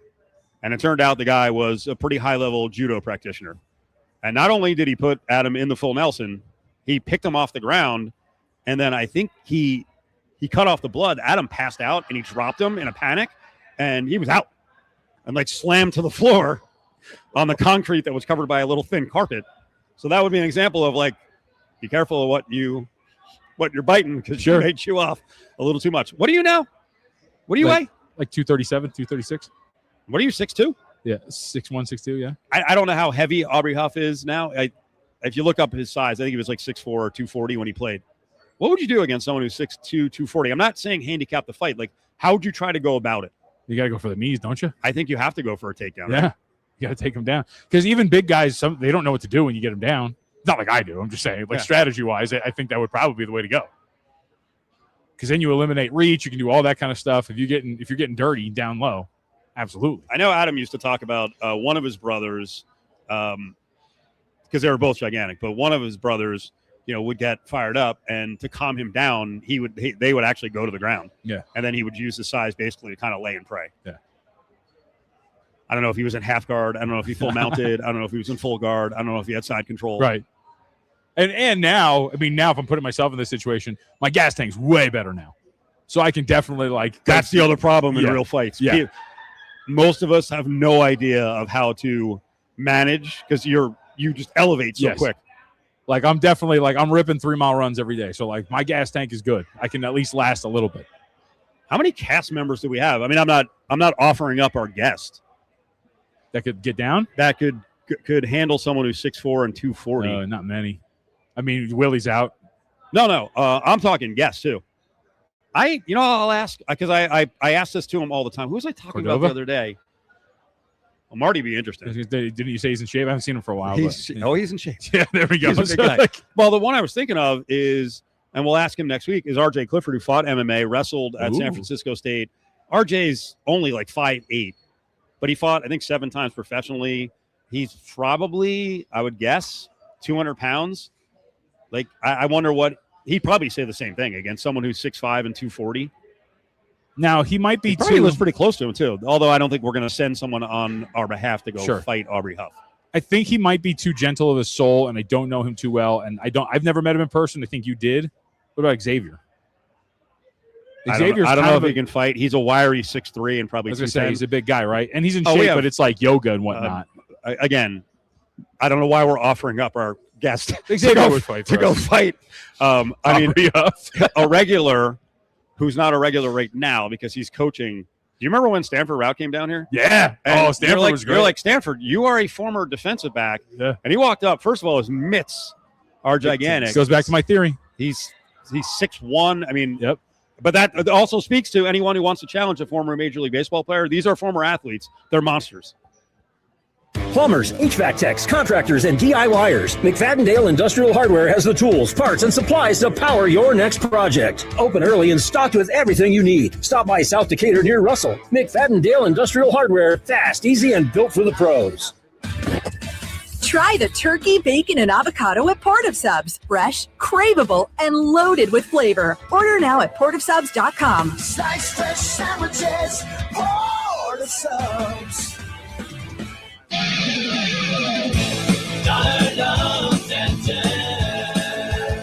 We're here with Chuck, founder of Dollar Loan Center. Chuck, where can I find your nearest location in Southern Nevada? Great question. The best way to find us is Google Dollar Loan Center near me, or go to don'tbebroke.com, where you can even apply online if you like. Well, I use ChatGPT now. I'm sure that would work too. The bottom line is it's worth the effort. We save customers a lot compared to other payday or title places, and we lend way more. We even give all new customers the first week's interest on us, sort of a free trial. There's no fee to apply, and they can keep this loan out for up to a year if they really need to. Founded in Las Vegas over 28 years ago, DLC lends up to $5,000 in minutes. Stop by any of our 25 nearby locations to meet our real friendly staff. You can also apply over the phone or online at don'tbebroke.com. Licensed by the Financial Institutions Division. Subject to approval. Limitations may apply. See website for details. Miss a show? 10 seconds. Sportsnetwork.com for everything ESPN Las Vegas, 1100 AM and 100.9 FM, KWWN Las Vegas. It's Cofield and Company on ESPN Las Vegas and ESPN Reno. All right, John Von Tobel is here. It's Cofield. Thanks to the live audience watching on video. We do this every day up on YouTube and Facebook and Twitter. No Conflict Friday. That turned into conflict. We always love talking about street fighting and sizing people up. I will tell you, I threw off my radio partners with UNLV football because I mentioned to Matt Nevert and Caleb Herring one time that everywhere I go, I usually will scan the room and the setting and kind of size everyone up in case something happens. And I think through my head, like, what am I going to do? That's not a normal thing? They were I do that all the blown time. away. They thought I was like hyper violent, dude. And I'm there's- like, no, I just kind of look around to see like if I don't know if a brouhaha breaks out, I have to find the weakest and smallest person to go kick the crap out of. I don't like. Okay, this And might maybe not I don't sound- get my ass kicked, but this might not sound normal, but along those lines, I may or may not have a list of people that I've known in my life that I know unequivocally I could kill with my bare hands. I'm not going to do it. I don't think that's insane. I don't have that list. I have a different list. Yeah, but I do. I walk in and I will look around and go. I don't think I could beat most people. Like you, but I do size up. Like in case something goes down, we gotta get. But I think about it out of this. I think about it from the perspective of like when I get into an elevator with somebody and I'm like, wow, this person's so lucky I'm not crazy because I could just kill this person right now. You know, it's funny. And for the folks here at Treasure Island, I'm not saying I was going to do it because we love your partnership. We're here at Treasure Island. I got onto the elevator at parking. Free parking, by the way. Only place on the strip. Free parking. And I was going down, and a guy got on, and I had a coffee in my hand, and I envisioned him taking his left hand and smacking the coffee in my face. I don't know why I do these things. Yeah. But then I lowered the coffee, and I was like, just in case. You don't know who's getting on the elevator. It could be a crazy person. That could. Listen, if I'm on the edge of snapping, there's many more people than me who are on the edge of snapping, and a hot coffee in someone's hand, that's a weapon for you. Yeah. Like that guy. I could take that guy right there. Just start pointing. I don't know if you can. I sized him up. Look at those calves. I looked at him right Oh, away. yeah. Now, He's got the strong gentleman you're pointing at, I think, is 65 years old. That's what I'm saying. I think Doesn't I mean take you that could. guy. Sorry, I just did it to someone over there in a wheelchair. She's a 74-year-old woman. All right, let's get to it. Big five. Easy, Big four Mark. time. Battleborn Injury Lawyers presents The Big Four at 4. Number 4. I'll give you, to stay on this theme, I'll give you a perfect example. Instead of Big Four, Big Five. This Alexi Lawless, Thierry Henry, and Zlatan. You don't think Zlatan has looked at Lawless and sized him up and go, can I kick his ass? Because Lawless is about 6'4", 6'3". Zlatan is about 6'5". He's huge. Yeah. No, it's not. I don't think so. Well, and just knowing what I know about Zlatan Ibrahimovic, he is not thinking, can I? He is thinking, I will. When I want to, I'm going to. Yes. It's just a matter of how I'm going to do it. Correct. Okay. Cheesy segue. North Dakota State can now play for the Mountain West Conference football title. That was not the case as of 2 days ago. They waived the FCS to FBS probation period. So North Dakota State football, now in the Mountain West Conference, can play for the title. Is it a matter of how they will get the job done in winning the title, or is this going to be tough? That was a bad segue, but you get my point. The odds makers, right away, John, installed North Dakota State up from FCS. as a 3-1 choice, the third choice to win the title. Yeah, they should be. They're going to be They're going to be really good. I mean, I think the Mountain West has some pretty good teams in it. We'll see what Hawaii ultimately ends up being and whatnot, but I think that they should rightfully so be up there. They have continuity from their team from last year. They've always played up to competition. We have seen them do it against Power 5 opponents throughout the years and in the tenure of their current head coach. So I don't think it would be the craziest thing in the world to leap up to, I think, what is a relatively top-heavy Mountain West right now, at least the way it looks on paper, and be among the top 3 teams, including, of course, UNLV. New Mexico 2-1, UNLV plus 220, North Dakota State 3-1, Hawaii 4-1, Air Force 5.5, and then it drops off to San Jose, Wyoming, Northern Illinois, UTEP, and Nevada. I'll tell you what, and we're doing sports talk right now in Reno. I would say behind the scenes, you think Jeff Choate is boiling a little bit if he pays attention to odds? Wait, we're 30-1 and they're 3-1, and he's a guy who came from that world. Yeah. Of FCS. I'd be insulted. Yeah. I would be thinking, and who knows, maybe Jeff Choate's like, oh, crap, they are going to be good. But I think a lot of the teams around the Mountain West are like, wait a second, you think you're going to come right up here and play in our conference with elevated size and speed in 1 year with no transition period, by the way? Sure. I mean, Willie Ramirez said the other day that he thinks North Dakota State will play in the title game. I don't think, well, obviously the odds would say that's not the craziest thing in the world, but that's like, I don't know if this is a good analogy. That's like me showing up for a 5K and being like, what? You don't think I could win this thing? Like, yeah, of course. Oh, North Dakota State has to believe. No, I'm talking about Jeff Choate. From Jeff Choate's perspective, you're saying, should he be upset? Like, that's like me showing up to a 5K and being like, you don't believe that I can beat all these athletes? Like, of course not. You're probably going to put forth a really good college try, but there's a reason why they're being priced the way they are, why we think what we do of them. We have seen them do it. Well, there's definitely a championship pedigree at that school. Yeah. And we've seen some other FCS jump to FBS and have success, like James Madison, pretty much right away. Well, and I think you covered this before, too. I think people are going to be surprised by the home field advantage when you have to go out there to play them, especially when it gets into the later months. And that is a big factor because, let's say it, around the Mountain West Conference, there ain't many home field advantages, especially since some of the best attended programs are gone. Right. What's a scary, dangerous place? Like Air Force is scary because of their style of play and elevation. Their crowds are decent. And especially if they have the cadets there, it can get a little bit loud. Yeah. New Mexico hasn't been. Now I think it'll be better. Like right away, you're right. Is it the strongest? I'm trying to think off the top of my head. It might be the strongest home field advantage. I think UNLV has worked to a level where the Owl is sort of dangerous. It gets loud. But many of the biggest crowds in the history of UNLV football at Allegiant Stadium have been boosted by 8,000 to 10,000 opposing fans. Hawaii's not intimidating. No. Now, it's a good environment, but the stadium holds 15,000. Right. Wyoming inherently with the playing at elevation. Wyoming can be good. Yeah. The visitor side will not be full, but when they get rocking and rolling on the other side, it can be badass. And you're right. The elevation. Yeah. It feels like the field, when it's going wrong, is tilted. I mean, and we talk about this all the time for our audience, but this is also kind of a cry back to what we've talked about a lot with this football program and the support. This is you can instill now one of the strongest home fields in the Mountain West if you start to support a program that's been to 3 straight Mountain West championship games, because this, on paper, North Dakota State walks in with, I think, the strongest home field advantage. Let's stay on this for a second. The setup for the game here, if I'm correct in the number of games, I think it's game 6 for the Rebels. North Dakota State opens with, and I'm talking about North Dakota State here in Vegas against UNLV. Now, the third choice, North Dakota State, to win the conference on the odds board, at 3-1. North Dakota State opens with Jack State, Fordham, at Air Force, which will not be easy, at Sac State, home Wyoming. I mean, they could come in 5-0, 4-1. And talking to the very few North Dakota State people I know, I think this will be one of the trips that they will make.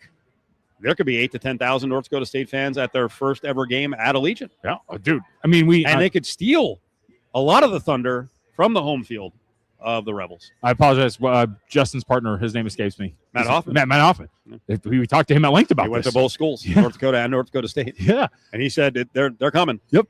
So they're ready. They're fired up. I am looking forward to that game because that should be a very fun environment. But you're right, like they're going to come out for that. I mean, and here's the thing about this new conference too, to the point of just home fields. Vegas is kind of the only trip worth making right now, outside of Hawaii. Right? Yeah, I was going to say that's an expensive trip. But that's an expensive and a long trip, considering where some of these. I'm not sure how many Northern Illinois folks are going to make the trek out to Hawaii when they have to make the trek. Yeah, I don't know what from some of the crowds last year at NIU. That wasn't a real great home field. Yeah. When does North Dakota State fans have a choice of Vegas? They're actually playing at New Mexico. They're playing at Hawaii, so they didn't give them an easy schedule. The Hawaii trip will be a real interesting one because that's on November 14th. So if they're rocking and rolling, they're going to show up. They might take over that stadium too. Yep. Yeah, I'm fired up, man. This is a great addition to this conference. Number 3. Number 3. I'll pose the question to you. Are you like the rest of these media NFL bootlickers, and you're happy that Brendan Sorsby got banned by the NFL with no supplemental draft? Teach him a lesson. No, I thought that was ridiculous. In fact, I thought the wording of Goodell's or the NFL, I don't think it was specifically Goodell, but the letter to Sorsby was absolutely insane. First and foremost, what bothered me was the citing of public information, but then also subsequently telling him you didn't give us enough information. You can find all the information you need about the situation that's going on here. What you wanted, whoever it was, somebody in the league office said, I want this kid to serve a year-long suspension, and so they decided not to hold the supplemental draft.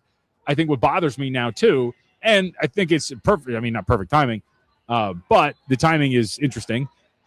At the end of the letter to Sorsby, they invoke playing in the NFL as a privilege. How many games is Terry and Arnold going to miss now after we just watched that? I watched Rashee Rice run out of a jail and avoid talking to people in the news because he didn't want to talk. I saw the Kansas City Chiefs wear free 4 shirts for Rashee Rice in an incident that he caused. We can go back to Greg Hardy. To invoke that playing in the NFL is a privilege, but then allow what you've allowed to happen 1,000 times over. And it just bothers me that this is where they want to fight the good fight. And it might be a false equivalent. I don't care. To me, it's not. You take advertising money from all sorts of beer and liquor companies. That causes so much damage to our society as well. And I am somebody who partakes in both vices. By the way, it comes across as hypocritical. You notice strategically, they did not mention anything about gambling in their answer. Sure. They can't do it. Yep. Can't do it. Why, Steve? It's because they take money. They get money from from all of these books to sell their official data. It's ridiculous. Integrity fees. Remember when those came out? Oh, they tried that at the beginning, and we were just laughed at it. Number 2. Number 2. Well.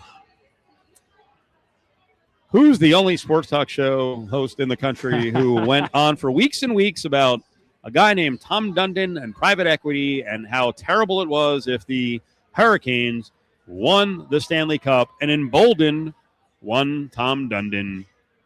Dun, dun, dun. Yeah, it's me. It's this show. Now, have you seen the last couple of days? Good old Tom and what he's doing with the Blazers? He sucks, dude. So for those who don't know, the Moda Center does need some renovations where they play. And I think it's still called the Moda Center. I don't know. I'm always going to call it that. But he was quoted as saying that he wants the taxpayers to pay just the entire $600 million bill for the team's arena renovations. Quote, it feels like we're making a pretty big investment by staying here and paying these tax rates. He said it this week in Portland. This dude sucks so hard. And on the heels of the news that Mike Inori, who their now head coach is, got a 1+1+1, which is a 3-year deal, but with 2 team options for the final 2 years. It is insane how they're handling these things up there in Portland. I don't know. Because this is not my original question. It's not even that original of a question. But I was listening to Windhorst today, Brian Windhorst, on his podcast with Tim McMahon, and the question was just asked of just like, how did 29 of these owners look at this guy, evaluate him, because that's what they do. That's how you get in the league circles and go, he's in. I don't get it. Bill Foley should be a shoo-in then. And now they're going, we'll build on Foley. Now they're going to have to deal with this guy potentially railroading Portland, a PR nightmare, and then saying, hey, fellas, you're going to let me move, right? I wonder if they'll put their collective feet down. My guess is no, because guess what? If they stop someone now, there's going to be payback when they need their stadium or arena deal.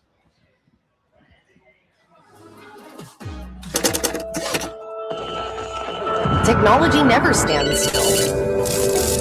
And neither does Lesselson IT. For 70 years and counting, we've helped businesses adapt, grow, and stay secure through every change. With experienced people and smart technology solutions, we make work easier, more productive, and more secure.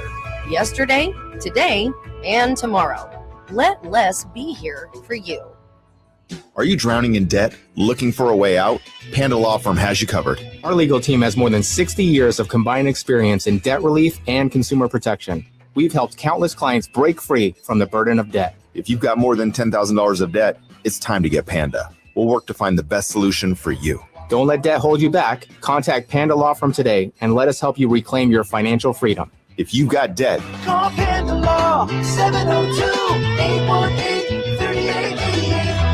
Gear up, Jeep lovers. Saturday, June 27th from 11 to 4, head to Jim Marsh Chrysler Jeep for the Gear Vehicles and Dirt Road Cred Gear Up event. Check out custom Jeeps and Gear Vehicles available for sale. Meet Matt and Ryan from Dirt Road Cred, plus Natalie from Gear Vehicles. Enjoy barbecue, Jeep group meetups, vendor displays, training demos, and a Mopar $1,000 giveaway. It's family-friendly, adventure-packed fun at 8575 West Centennial Parkway. Don't miss the ultimate Jeep gathering, June 27th at Jim Marsh Chrysler Jeep.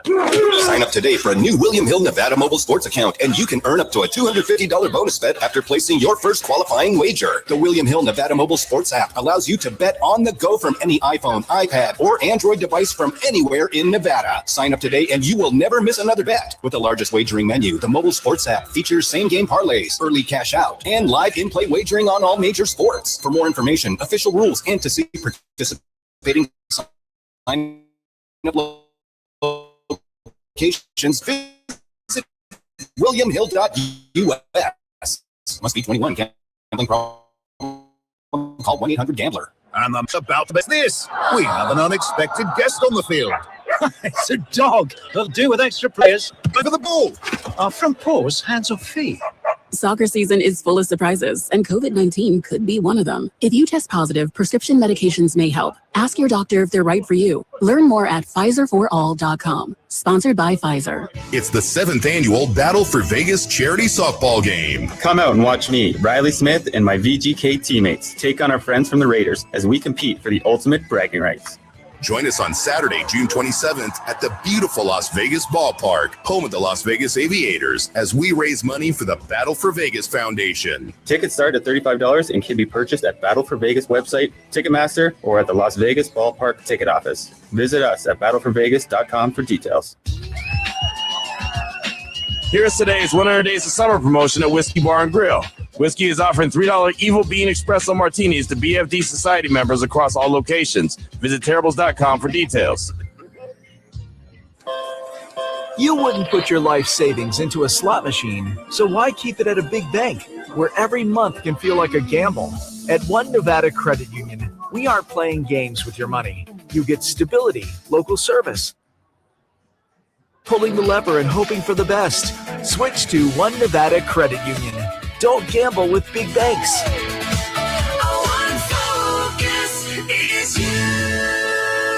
Federally insured by NCUA. Summer just got a whole lot more rewarding at Terribles during our 100 Days of Summer. We are dropping new deals. Come on, bro. Justin Bieber, really, man? Under a stack. Free products, buy one, get one offers, and 50 cents off each gallon of gas every day. What are you waiting for? The only way to find out is to download the Terribles Plus Rewards app and earn daily rewards all summer long. 100 Days of Summer at Terribles. Something new every day, everywhere. Visit Terribles.com for detail. Hey, Jeff, how's the new job working out?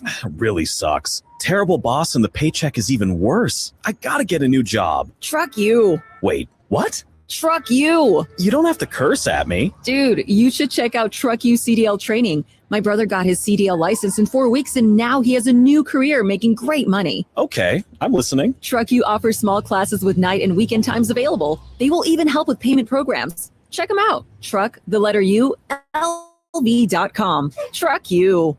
Nick here with Stefano's Greek and Mediterranean Grill. Summerlin, it's official. Stefano's is now open on Lake Mead and Buffalo. Come enjoy our beautiful dining room designed for family meals, quick lunches, and everything in between. Or swing by for fast, easy takeout with all your favorites. Gyros, bowls, shawarmas, kebabs, and our famous baklava. Our salad dressings and marinades are made with no seed oils. And our must-try fries are cooked in 100% avocado oil. The new Stefano's in Summerlin is now open. Come taste what everyone's talking about. Stefano's, real food, real fast, real healthy. Evan, Canty, and Michelle are unsportsmanlike. I love the Killers. You do? Yeah, of course. You waited 3 years to tell me this? I've told you this before. You just don't listen. Michelle, name some Killers songs. Oh, boy. Mr. Brightside. Yep, good start. Any else? That's all you need to know. Really, that's it. No, there's more. What other ones? We're waiting. If you played them, I would know them. Then you don't know them. Hold on, let me look them up. No, that's the whole point. On ESPN Las Vegas, 1100 AM and 100.9 FM. Hey, it's Evan Cohen. Coming up Monday, my favorite part of the NBA season is here. It's almost time for League 10 seconds. Everything you should be paying attention to. It's unsportsmanlike. On ESPN Las Vegas, 1100 AM and 100.9 FM. It's Cofield and Company on ESPN Las Vegas and ESPN Reno. All right, World Cup rolling on here at Golden Circle Sports Bar, Treasure Island, 55-plus TVs. Crowds have been dynamite down here. Got Major League Baseball starting up here. We are headed towards an A's game. Coverage on our sister station. 12:30 the game starts up at 6 o'clock. Another key series. Got to start winning some of these series. We'll get into what the A's did last night against the Giants in our A's Spotlight in about 15 minutes. NHL Draft is happening right now. Not a surprise in the number one hole, right? That was a massive favorite to go number one. Yeah, left wing out of Penn State, Gavin McKenna, ended up closing minus 20,000 to go with the first overall selection. The funny part about what we're watching here is Justin Bieber, renowned Canadian and musical artist, was trotted out. He's a Maple Leafs fan. Apparently, he leaned over to Bettman before he announced the pick and asked him, "It's McKenna, right?" Oh, nice. He doesn't even know his name. I believe that's Austin Matthews saying hello to Is him. McKenna not big, or is Bieber bigger than I thought he was? Ooh, I think McKenna's actually somewhat slight, but Bieber might have some size to him. I don't know if he's like a big guy. He just, But like height-wise. he's not 5'5". He's not Ben Stiller. That's what I'm saying. I think he's like He's 5'8". a muscle freak Ben Stiller, but he might be on the same stuff that Ben Stiller. Or I'm sorry, Not yet, not same yet. plan. Let's see. Bieber height. Wow, Bieber's 6'4". No, he's not. Get the hell out of here. He's 5'9". He's not bad. So we were just talking about, as probably the only show outside of Raleigh and Charlotte and Portland, Tom Dundon, the owner of the Canes and the Blazers. And I tried to tell you for weeks and weeks, and I told people who tune in nationally and on social media that Tom Dundon is not going to be good for American sports. I'm telling you, watch what he does with the Blazers. And boy, oh boy, he's doing it. Yep. He's come out of the gates here. Hey, the arena needs renovations. I'm not paying for any of it. And we know what he's setting up here. It's a showdown, and if they don't step up and pay for it, then he's going to try to move the team. Yep. And whether that's Seattle, which would F up the NBA's plans to expand and get a massive fee for that, or Nashville. Keep in mind, part of moving, though, for Dundon, and I'm sure he's calculated this, it will not be free. There will be a relocation fee. Now, as I learned yesterday, whatever they call the arena in Nashville, I don't know who the sponsor is. I don't care. But they're undergoing like a $750 million renovation in Nashville to that arena. Mm-hmm. I don't know if it was done specifically to steal an NBA team, but that might be the target market for Dundon. But that doesn't mean the other owners are like, hey, good to go. I think they would say yes, because they never want someone effing with their situation in the future. Yeah. But so what we said for weeks and weeks and weeks, private equity gets involved, and sometimes it can be good as an owner of your local team. Sometimes it could be a freaking nightmare, the worst thing ever, which brings us back to Bill Foley is really the first official person to throw his hat in the ring for expansion NBA in Vegas. And we've discussed loosely, without knowing the other groups, I'm not going to sit here and compare and contrast. But I think your point is like, hey, comparatively, Foley looks like a friggin' dream looking at this Dundon guy. Yeah, 100%. Well, and look, there's a couple things with Dundon, too. It's like you said, the detraction of being a private equity, but it's also the Trailblazers are one of their I don't know if it's premier like franchises, but it is a flagship franchise for the NBA. It is one of the more popular franchises and the ones that associated with the brand. Really good sports city.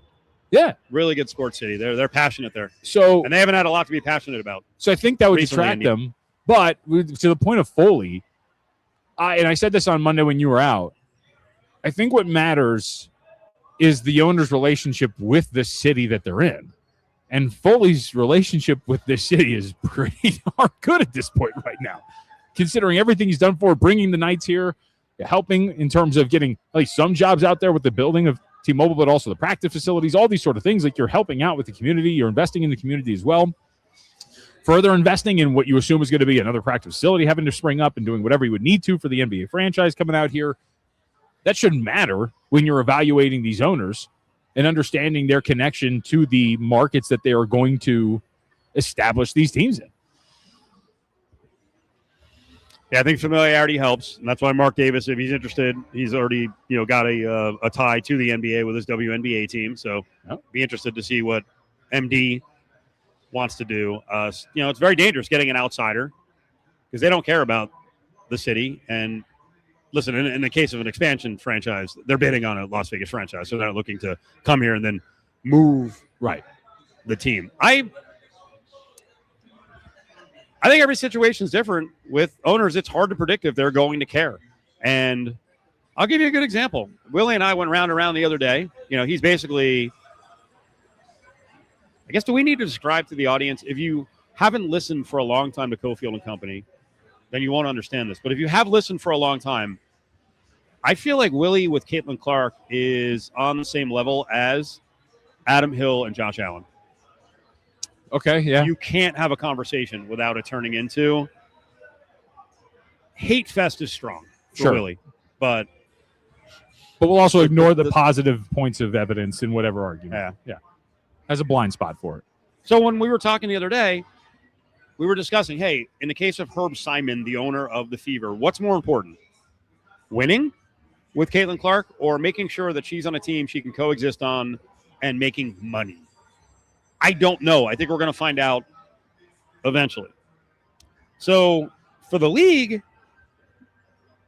there's a couple things happening here. One, we both agree, Alyssa Thomas, that throat punch, pinching of the arm, as some people put it, knee to the groin.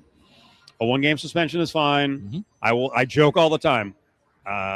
Everyone toughen up, Buttercups. I don't know where you played basketball, and I was never a high-level basketball player, but it's a game of survival, man. It's a lot more physical than you think. That was not a punch to the throat. No. If it was a punch to the throat, she might be out for a long time. She's out, by the way. Which, again, we talked about red meat earlier with Boomer Esiason and his white heterosexual female thing. That crowd has a red meat. Seeing Caitlin Clark out after what people in the Caitlin Clark camp in social media saw as a throat punch, I'm sure there's a bunch of people who are like, hey, she's hurt because of that, or she wrenched her back because of that. She's looks like 99% out for the game tomorrow. I thought Christine Brennan brought up a great example, and this goes to the, hey, how should the WNBA be treating the physicality around Caitlin Clark? And frankly, I'll say it. Should she get preferential treatment? Now, the initial reaction by a lot of people was like, oh, no! Okay. Does anyone really believe that there's never been NBA players who got preferential treatment from officials and the league that were officiated differently? You believe that, really? Yeah. It happens, and there's a reason it happens. I mean, my God. I was barely born as Wilt Chamberlain was finishing up his NBA career. But when you look back on a guy who was 7'1" and 275 at the end of his career, 7'1" and 240 at the beginning of his career, one of the best athletes, and especially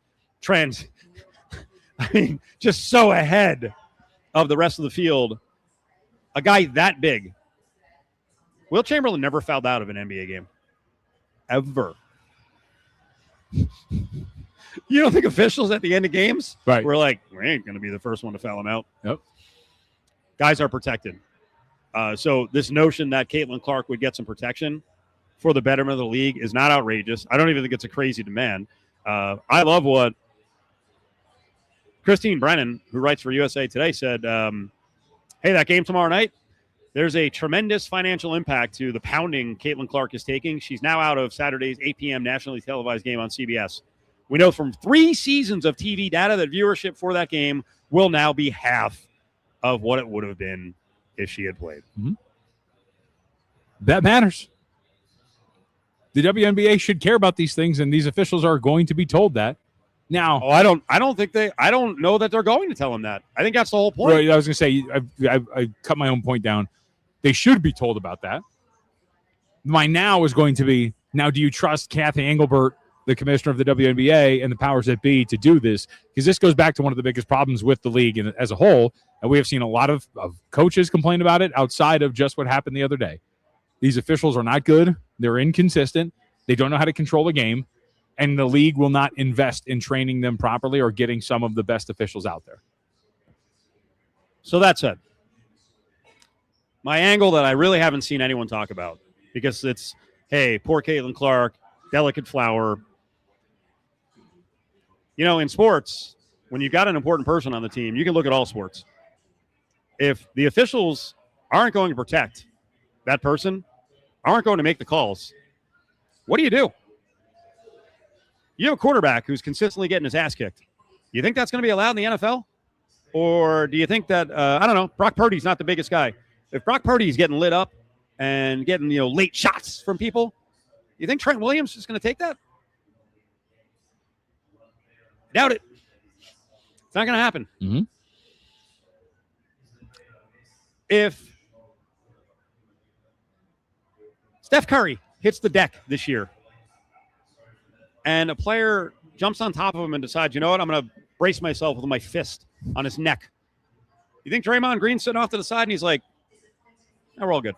Well, Draymond might be the one to do it on the wrong day. Draymond Green would charge the person. Remember Draymond Green with Rudy Gobert? Of course. Dragging a 7'3" guy down the floor with a chokehold. I don't understand who plays for the Fever. And I call that Aaliyah Boston, and I've done it many times. I don't think she has it in her, and she had to back away for a little while in the first year with Caitlin Clark because she was having some mental issues. But there's no way if I'm a big and Alyssa Thomas is on the floor over Caitlin Clark and she's got her fist on her neck, that I'm not running through with a MMA-like knee to her face. Mm-hmm. And I might be suspended for 20 games. I don't care. Why is this happening? Why didn't the Fever in the offseason, the abuse, and believe me, you also know that Caitlin Clark talks a lot of trash and she's going to get it. Well, why aren't there freaking enforcers on this Fever roster? Hold that thought. Let's talk real basketball here, because so many people want to do all this other stuff around Caitlin Clark and their red meat. My red meat is angst and physicality and protecting. Let's go. Hi, my name's Robin Fletcher. I've smoked for 46 years. I went to a seminar in March 27th and seen Mark. My best friend came with me. We both went to it, and neither one of us smoked a cigarette in almost 7.5 months. I took my 3 sisters and my brother-in-law and my sister's best friend and them went. None of them have smoked a cigarette, and I want to thank you from the bottom of my heart. Thank you. My name is Jen Carpenter. I went to a Mark Patrick seminar, the Stop Smoking, and it worked. A friend of mine also went, and he still no longer smokes, and it was just amazing. Join Mark Patrick Hypnosis and stop smoking now without cravings, irritability, weight gain, or your money back. Only $59.99 guaranteed. Hypnosis designed to work without anxiety, irritability, or weight gain. Only $59.99. You can become a non-smoker. That's right. Hypnosis Sunday, July 12th at the Santa Fe Station Hotel and Casino in Las Vegas. Stop smoking hypnosis at 2 p.m. Weight loss hypnosis at 11 a.m. Sign up at markpatrickseminars.com. Beat the heat with some cool cash for betting sports on the William Hill mobile app. With William Hill Cash Rewards Program, you can earn up to $500 in cash. Earn summer rewards points for mobile wagers made until August 31st. Win or lose. You can earn even more rewards points for teasers, parlays, and same-game parlays. Sign up for the William Hill mobile app today and opt in to enroll in summer rewards. To see participating locations, visit williamhill.us. Must be 21. Gambling problem? Call 1-800-522-4700. Your spot for pregame and postgame food and libations before and after sporting events on the Strip. Of course, it's Bar and Grill, 6020 Flamingo Jones. Tasting Table just named Jackson's the 7 absolute best steak dinners under $30 in the entire U.S. The 1-pound ribeye or garlic marinated bistro filet is just $22. Chef Lonnie's in there each morning hand cutting the steaks. Awesome gaming bonuses. It's Jackson's Bar and Grill, 6020 West Flamingo. That's Flamingo and Jones. Tell them Cofield sent you. At Land Rover Henderson, we make luxury service simple. We offer same-day appointments, complimentary loaner vehicles, and concierge-level care designed around your schedule because time matters. Our experienced team is here to keep you moving with the attention and professionalism you would expect from Land Rover. With a 4.8-star Google rating, local drivers trust Land Rover Henderson for a premium service experience. Come see us at Land Rover Henderson in the Valley Auto Mall, driving excellence, delivering dreams. We're chatting with our guest, always safety first, 811 Megaphone Man. Call 811 before you dig. You never stray from your mission of letting homeowners, landscapers, and excavators know you should always call 811 before you dig. Call 811. Call for both small and big jobs. And 2 working days in advance? 10 seconds. Any parting words? And I'm guessing they will be. Call 811 before you dig. Brought to you by Southwest Gas. 811. It's Cofield and Company on ESPN Las Vegas and ESPN Reno. All right, time for our A's spotlight, but VGK kind of elbowing its way into things. Every day at 4:35, we do an A's spotlight to get you ready for the weekend or the game of the night. Also look back at last night's game. But Pavel Dorofeyev traded to the Rangers. We'll get into that more around 5:30. I want to find out more details, and I do think that is setting up the potential for a big move, clearing some potential salary. And you knew he was going to be very attractive to other organizations. So last night, I thought it was massive, John, for the A's. And tonight's A's game, and we carry all the games on the radio side right here on the LV Sports Network. ESPN Las Vegas has lots of the games. 12:30 the game. Our sister station will have the game tonight covered starting against the Angels at 6 o'clock. Yesterday, they were on the edge of getting swept by the lowly Giants, being just demoralized because the bullpen has just been so leaky and inconsistent.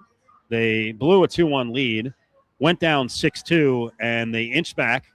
And in the 9th inning, listen to these set of highlights here as they came through, and it wasn't via the long ball, just really good clutch hitting to all fields. A's got a gigantic win. One out to play with. 1-0 ground ball. Throw for a base hit. Bolte waves home. Prime time television ties the game here in San Francisco. Have yourself an AB. Down, shoot the ball to the left side. 0-1 to Butler. Loop to the right. The base hit. Crosby immediate windmill. The throw to the plate from Lee is late. Demon time for Lawrence Butler, and the A's take the lead. The A's lead. He's at second. 0-2 to Muncy. And he will fist this shallow left, dropping fast, and it gets down. Heim scores. Butler scores. Max Muncy. Great job.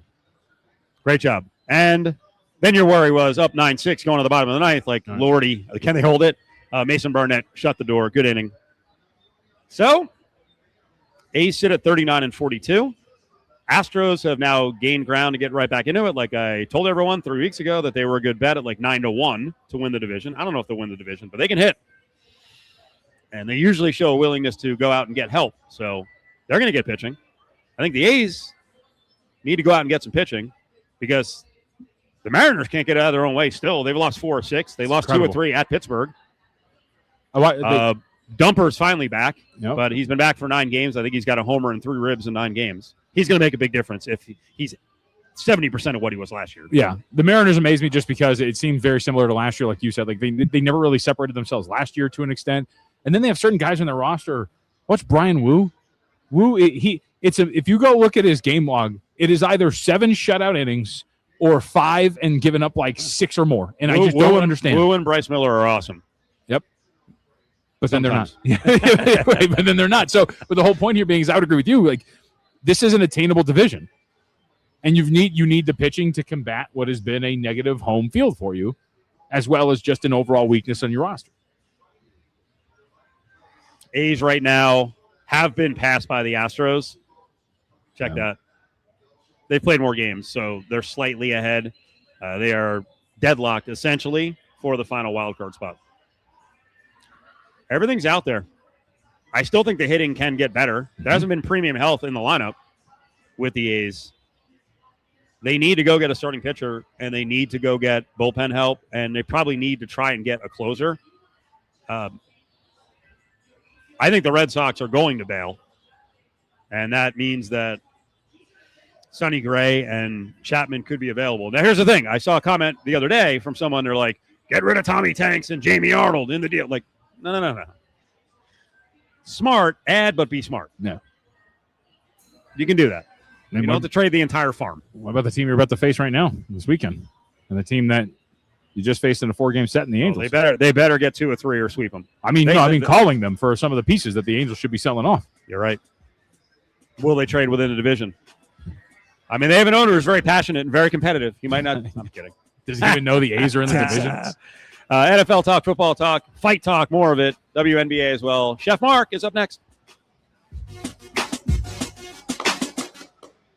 High internet costs, cell phone bill going up, streaming services you forgot you had? What if someone fixed that for you? Radiant Star Checking at West Star Credit Union includes bill negotiation experts who can lower your monthly bills and cancel subscriptions you don't need. That alone could cover the $7 monthly benefits fee. Visit weststar.org/RadiantStar to learn more. Radiant Star Checking has a $7 monthly benefits fee. Activation required. Terms and conditions apply. Share savings with a minimum balance and membership eligibility is required to become a member. Insured by NCUA. Anonymous 17 wrote online, I just found the car of my dreams at the Valley Auto Mall. And now I feel #epic. Find your own dream ride. Click or visit the Valley Auto Mall today. I'm attorney Paul Powell. A lot of lawyers promise a lot of things. No fee unless we win. The consults are free. Of course they offer that stuff. All lawyers do that. But will they promise not to take more money than you at the end of your case? No. When you call me, that answer's yes. I'll never take more money than you, and I put it in writing. Call 728-5500 or go to paulpowell.com. I really can help. Paul Powell. More lawyer, less fee. Some restrictions apply.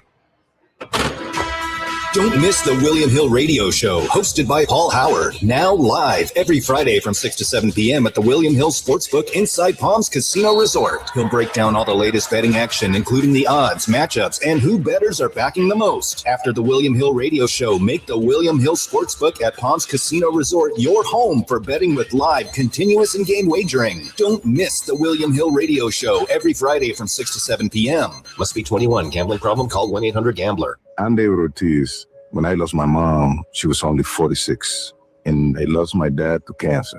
It was the worst pain I ever felt. It made me think, what will happen with the people I love when my time is up? That's why I have life insurance. Ethos makes it easy. It's all online, take about 10 minutes, and you can get up to $3 million in coverage. Get your free quote at ethos.com/game. That's ethos.com/game. Pay testimonial. Time spent on application may vary. Online health questions required. Hey, Las Vegas, are you tired of plumbing prices that break the bank? At 365 Plumbing, we're bringing fair pricing back. Family owned and operated. We treat your home like it's our own. For your everyday plumbing needs, we're here 365 days a year, rain or shine, day or night. Extend the life of your water heater right now. For a limited time, take advantage of our water heater flush special for only $26. Visit us at 365plummingnv.com. 365 Plumbing, because where the water flows, 365 Plumbing goes.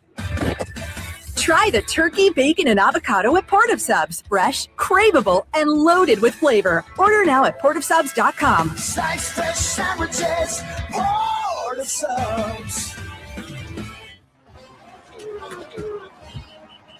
College football season is coming soon. And we coach one anyone will be rules that it's all the hard-hitting action and energy of you for you and your schedule. So don't wait. Get your meeting by visiting UNLVtickets.com or by calling 702-739-FANS. The Rich Eisen Show. The Chiefs should bring back Tyreek Hill. Let's go. All right, we have Mr. Mark.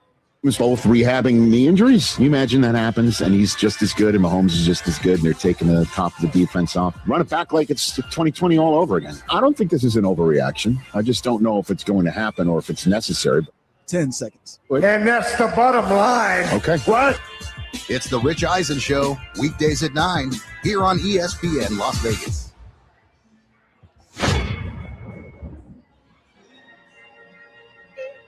Former NFL cornerback and next-level chef contestant Mark McMillan joins Cofield and Company on ESPN Las Vegas and ESPN Reno. Here he is, Chef Mark, on a Friday. What's up, buddy? What's going on, Cofield? I'm just sitting here, man, just getting ready to watch some FIFA soccer. Is taking over. I want to hit the World Cup with you in a couple minutes, but I know today you spent some time at a butcher shop. What were you doing? Man, I was my buddy Mark. He's the head chef over there at his new butcher shop, and I went over there, man, and not knowing what was going to be over there, and the news was there. It's called Diamond Spur Butcher Shop. Man. Chef Mark Macaron, man, great.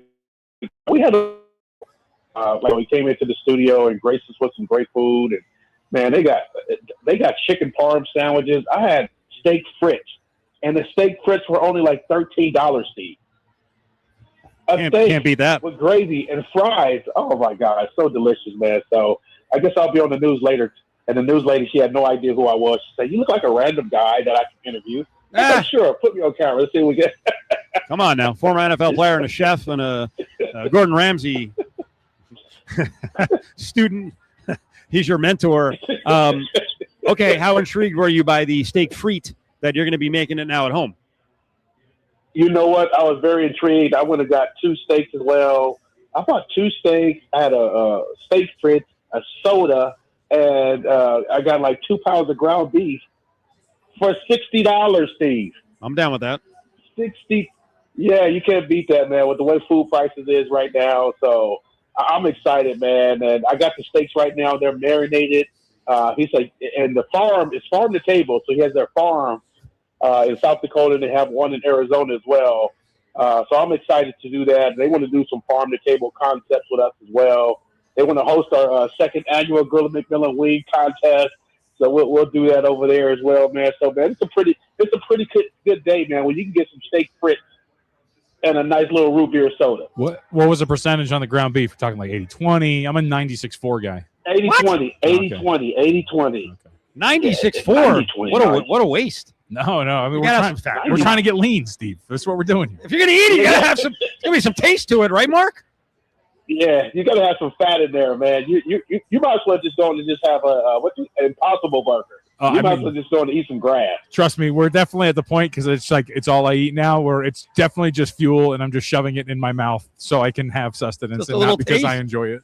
JVT, Chef Mark, Cofield, we're on ESPN Reno, ESPN Las Vegas. This part of the show is always brought to you by Battleborn Injury Lawyers. I know you pay attention to the WNBA. I know you pay attention to the Aces. Caitlin Clark is the biggest star, the lightning rod in this league. And, the other night it got physical. Let's attack this from a couple of standpoints with Alyssa Thomas and Clark and the fist. First, the job of the officials. Terrible. Absolutely terrible. And you thought it was going to get better. Obviously everybody's getting a nice little pay raise, so you can go out and get some better officiating, especially with what happened last week with Indiana. It's a hostile environment. You know what's going on, and then to see what happened the other night transpired was terrible. I know there's people like, oh, you're on Caitlin Clark. I'm not going to say jock because girls don't wear jocks. But, at some point, like you said, somebody's got to step up and protect Caitlin Clark as well. She can't be out there, the only one trying to defend herself. She's out there by herself, and these girls are taking shots at her. And it is basketball, but she is the face of the league. And to be honest, the league is still going to go on. But when people tune in, when she plays, she sells out arenas wherever she goes. Yep. I likened it a couple minutes ago to the lack of defenders on the Fever roster. And I'm not talking about playing defense. I'm talking about protecting one of your star players. I likened it to Steph Curry being on the ground and someone putting a fist in his neck, and Draymond Green's just like, yeah, Oh, that's whatever. not Draymond, I mean, I said it. And listen, I'm not a high level athlete. I was always a hothead and ready to freaking scrap as a little guy. But if that Alyssa Thomas is on the floor and I'm a big and she's got her fist in this player's throat and Caitlin Clark's throat, I'm running across the court and kneeing her in the face. Now that's like out of control. Oh, yeah, but like I'm sending a message. Yeah. And here's the other thing: they didn't do it this time. The next time they play, within 5 minutes, she's getting thrown to the deck. I'm getting somebody off the bench who really not going to play as many minutes. And I'm saying, hey, go out there and handle business. We'll take the technical foul. We'll pay your fine, but we need to send a message. And you see on that play, it was Thompson and her girlfriend, a wife, whatever she is. It's like they double teamed her. She put her fist in her throat, and I know people are like, she's a crybaby. Okay, you know what? The girl was, I think she was like one rebound away from a triple-double as well. She was lighting them up in the first 3 quarters of the game. Go back to the Eagles, and maybe you want to roll on the Chiefs. On defense, I mean, I know you had guys who played on the edge, but if someone was getting after it, I mean, Mark, you weren't the biggest guy. If someone was screwing with you, like who was the mean guy like on the field who's like, you know what, I'll take a penalty. They're not going to disrespect us. You know, I was the 11th guy, but we had 10 guys. You know, we had 10 guys. Everybody on that defense stood up for everybody, you know, from Reggie White to, you know, everybody thinks like Reggie was this nice guy. He was a dog on the field. Like, he was a mean dude on the football field. And obviously Wes Hopkins, Andre Waters got arrested. So everybody knows they didn't name Dirty Waters for nothing. You know, we had some guys that if someone took a shot at Randall or anybody on offense or defense, we made sure that we were going to send a message to that opposing team. We were playing a preseason game against the Falcons, and Scott Case just cleans Randall off, and we were already out of the game. So the defense said, hey, we're going back in for one more series, and I don't know if he still listens to the show. Mike Pritchard had to pay the price because Wes Hopkins put him to sleep on that very next drive, and then after that, we said, hey, an eye for an eye, and we set the tempo that you're not going to bully our guys. So Mike Pritchard, I'm sorry I have to tell that story, man, but he was sleep. Yeah, Mike Pritchard, he was sleep on the turf for about a good 10 to 15 seconds, Steve. It was really scary. You know, Wes said, hey, let him inside. You know, we're going to send a message to him, and Pritchard just happened to be the guy that was on the receiving end of that. Yeah, I don't understand what's going on with the Fever. I don't understand their roster build. They've had this lady, Caitlin Clark, for a couple of years. I'm going to have an enforcer on the bench who's going to go out there and tear someone up if they need to. And that's in all sports. Listen, there's enforcers in hockey. You don't really need enforcers in baseball. I know, I'll tell you what, I know if I was 6'5" and 240 and threw 97 miles an hour, no one would ever screw with my teammates. Ever. Yes. You take the big Roger Clemens was one guy that you didn't mess with those guys. Yep. You go back to Nolan Ryan. You know, you didn't mess with his guys. You go back to the big lefty from the Diamondbacks. Randy Johnson. You don't go after those guys. Randy Johnson. Hey, those guys were Mark, I'll give you a great example. The Yankees had an era where Pedro Martinez, all 5'11" and 140 pounds of him, he was throwing at everybody. I mean, at one point he told Kareem Garcia he was going to hit him in the head, and he plunked a couple of batters early on, and Mike Mussina was expected to give some payback. He didn't do it. I mean, borderline Hall of Fame pitcher. To me, that sticks with him forever. Yes. You don't back up your teammates. Yes. So I don't know what's going on with the Fever, but they got to change the culture there because that is absolute nonsense that's going on. Let's switch to a little football here. Speaking of poor judgment, like illegal judgment, dude, Terrion Arnold of the Lions, a promising NFL career on the way, and he's pulling. Basically, this is like the allegations are like OJ, like, you know, you get something stolen, and then you're sending someone over to go light someone up, and you're like, hey, video it while you do it. Well, what is this kid doing? Yeah. Well, you can be, I feel for the guy, man. He's an Alabama guy, a really good dude under the surface, well, I guess on top of the surface. Because under the surface, this is the true guy that we're seeing now. You go out and you hang out around the wrong crowd, and we say it every year. Somebody's going to do something crazy in all professional sports, but you videotape it. You have text messages. You're going back to just call the police. You know what I'm saying? Just call the police, like, hey, they stole my stuff. What is it, a couple $100,000? Guy makes a couple $1 million a year. You know, he was one of the top draft picks out of Alabama. And now you see him in the courtroom with the turtle suit on. So embarrassing. You know, he's just throwing his life away. And it just seems like, man, my Alabama guys, man, we just can't seem to stay out of jail, Steve. I don't know what's going on. All right, well, let's talk about something a little bit more positive. UNLV football, obviously, trajectory is pointing straight up considering their 3 straight Mountain West Championship games. And the recruiting seems to be in a pretty good spot. And I would feel like this is a pretty attractive program for a lot of people right now, Mark. Yeah, it's going really good over the last couple of years. I always tell Steve, Steve's been around the program longer than me. And what they've been building, you know, for the last couple of years, even at Royal, you know, you see some of the guys that he recruited, some of those guys are playing in the National Football League and, you know, at a high level. And, you know, they just continue from Oldham. Now, you know, you got the Piper out there. You know, so they're doing a really good job. 6-7 years, I'm going to be good for high school kids now. They're not going to be playing against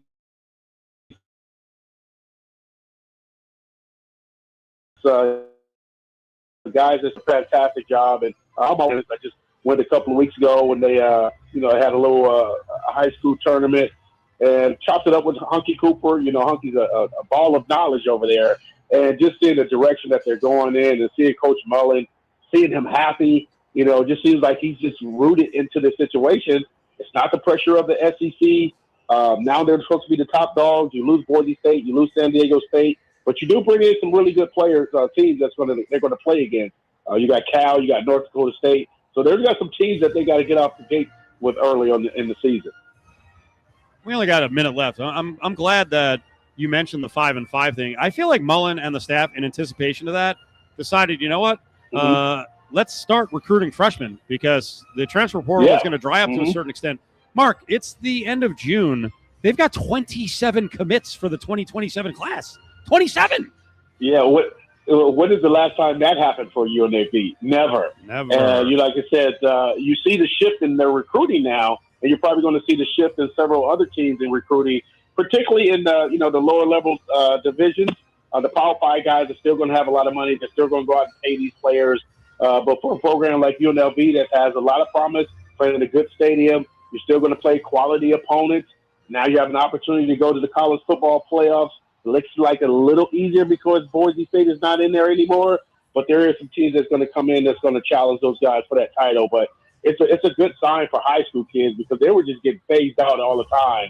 And now you see these guys flying in on helicopters at the facility. You got guys throwing up, rebels. They're shooting dice. I love all the content that they're doing over there, man. I can't wait for the season to start here. Go Rebels. Mark, we appreciate it. Thank you. You and I need to play pickup basketball. Let's see who's going to get more physical. Let's go. Well, see, last time I played basketball, I tore my Achilles, so that is totally out. I'll be a set shooter. I can set some screens, but I can set some screens. But how about this? I'll bring the food, man. I'll bring the steak and the wings that we can eat afterwards. Believe me, if you listen to the show enough, I talk about all these different things that I'm going to do athletically, and then I'm like, wait, I'm old. I ain't doing it. I ain't taking the Achilles ain't going to get blown.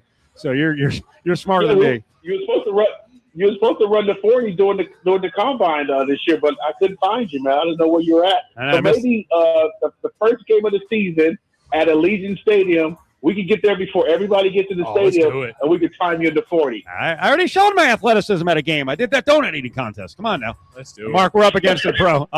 We'll see you later, okay? I appreciate it, folks. Have a great show. There he is, former NFL cornerback, played upwards of 9 years in the National Football League, Mark McMillan. Gambler's bonus hits again. On June 14th, Betty hit 4 fours, clearing her Gambler's bonus 4-of-a-kind bingo card for over $11,000. Betty hit big and so can you with Gambler's bonus. It's why you play the game. Out there in the West, they don't mess around. At Godden Ford, right off 215 and Rainbow, they've got the ride that's built to haul, crawl, and roll. The F-150, America's #1 truck with power you can feel. Want to rumble off-road? Get behind the wheel of the rugged Bronco, built for grit and guts. Or take the whole crew in the sleek, powerful Explorer. Head to GoddenFord.com and saddle up for your next adventure. Godden Ford, family owned and run in the West since 1922. Let's ride.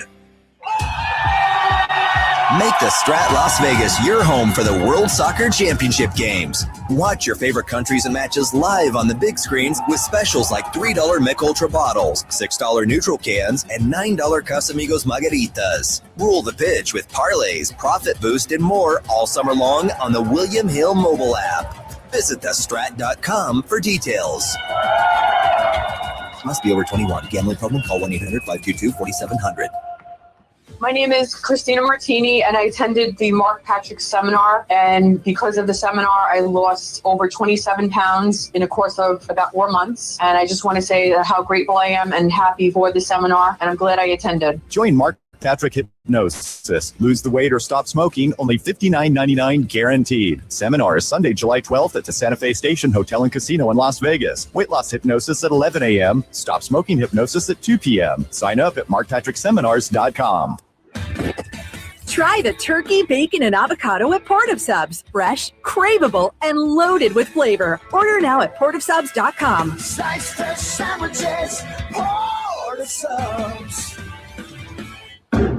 10 seconds. Listen to UNLV Sports right here on ESPN Las Vegas, 1100 AM and 100.9 FM, KWWN, Las Vegas. Live from the Golden Circle Sportsbook and Bar inside Treasure Island, it's Cofield and Company. It's Friday, gotta get down on Friday. Everybody's looking forward to the weekend. Partying. Yeah! All right, here we go. Friday. 5 o'clock hour. Looking forward to the weekend. I am. John is. John, this is like your first official weekend off and maybe some family duties not there. Yeah. You're good to go? You already got plans? I tried to kind of angle in on some of your plans. You're talking about it before the show. I'm like, hey, where are you going? Yeah, That's where I was going. I know. Local establishment. Should be fun. This time of year, I look forward to the weekend, as Rebecca Black says, when things are a little bit lighter. So let's do it, right? Let's do it. Big deals going down in the NHL draft. First of all, you had a snitch on a draft prop. Well, maybe. What'd you win? Nothing yet. Are you in or not? No, I mean, we this is it. This is the last pick right here. So whether or not my guy goes is what matters. We had John Buchgras on VSiN earlier this week. Keaton Verhoff, under 7.5. So to go 1 through 7, we are on pick number 7, and asked me if Keaton Verhoff has been selected yet. The answer is no. So this is it. It's gonna be a very emotional moment. Yeah, we need the Seattle, I was about to say Mariners, Kraken to get Kraken here and get Keaton Verhoff, which might not be the case because from what I understand, Chase Reed, who is still on the board, is a very highly touted prospect, and there was a little bit of a reach early in the draft from what I gather. Don't ask me why. One mega deal is in for the Vegas Golden Knights. Could there be another one before the end of the draft? We'll see. We have met. This may be setting something up. We'll get to Matt and Everett here at 5:05. Voice of baseball in Las Vegas. Pavel Dorofeyev is gonzo. 35 goals 2 years ago, 37 goals this year. Was kind of light in the playoffs. And you knew there was a giant payday coming his way. Well, the Rangers have stepped up, and they said, we want him. So I guess in part because John Tortorella was a jackass and cost him a pick, they have replenished some picks. Knights are up on the board now with a new pick at 26. Oh. From the Rangers, they get the 26th pick, a third-round pick. They lost a second because of Tort's tomfoolery. They get the 92nd pick, and they will get a top 10 protected first-round pick in 2028 from the Rangers. So right now, to my knowledge, 3 picks for Dorofeyev, and you would think this is setting the deck for either more salary flexibility or they go big game hunting again this offseason. Potentially. By the way, John Buchgras never allowed on the program ever again. Chase Reed is the guy. Yeah. You're under 7.5. Not going to get there. I'm never doing this again. I would think that's the case. I mean, given what we know, it's interesting, too, with the offseason, because given what we know about the team, I think one would make the argument and rightfully so. Like, well, they're a big game hunting team. Going to go out and get some.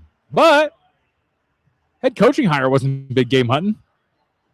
And maybe you're turning a corner on the way that you feel like you want to construct this roster, and getting multiple firsts and building in terms of your youth is maybe the way to go, because you are a team that is getting longer in the tooth. One important note I often see, and I saw it especially during the Knights run and their time in the Stanley Cup final, that this is the evil empire. The league hands them everything. The expansion draft was very simple. Well, the Kraken couldn't execute the same way. And each offseason, the Knights are a top choice of an organization to go head to for big-name players. So I assume, hey, the formula should work for Seattle. The Kraken are going to land Jason Robertson, right? No, not the case. This is another big loss for them, huh? Turns out he doesn't want to play for Seattle. Turns out he doesn't want $120 million. My Lord. And he has decided that he has turned down an 8-year, $120 million deal to not play with the Kraken. They agreed to a deal. Yep. They had the framework, Kraken and the Stars. Nope. Well, what's interesting is this isn't the first time this has happened to Seattle. If you go back to, I think it was Artemi Panarin, didn't want to sign with them either. It was absolutely insane. And so now it kind of makes you wonder, what's wrong with the franchise that people don't want to go play there? Because Seattle's an attractive market to live in and to make your money in. What's wrong with the organization already? Hasn't even been that long. Let's talk a little baseball. Talk to someone who's very well-traveled. The voice of baseball in Vegas, the voice of the Rebels as well. Matt Neverett is up with us on this Friday. Sorry to make you wait, Matt. What's going on, buddy? That's all right, fellas. You know, VGK takes precedence. I get it. And also, Steve, your next job, you should moonlight as a headline writer for the New York Post. Not that you didn't already know that. I like tomfoolery. That's a good one. Yes. You are, to John's point, you're often in the Seattle area. You're in Tacoma. Our good buddy Curtis Terry is a Seattle area guy. I mean, maybe your full scope on Seattle is a bit limited, but are there negatives as to why multiple NHL players would just say, no thanks, I don't want to go there? I mean, it's interesting to take a look at because, like one of you alluded to, the tax situation there is very beneficial.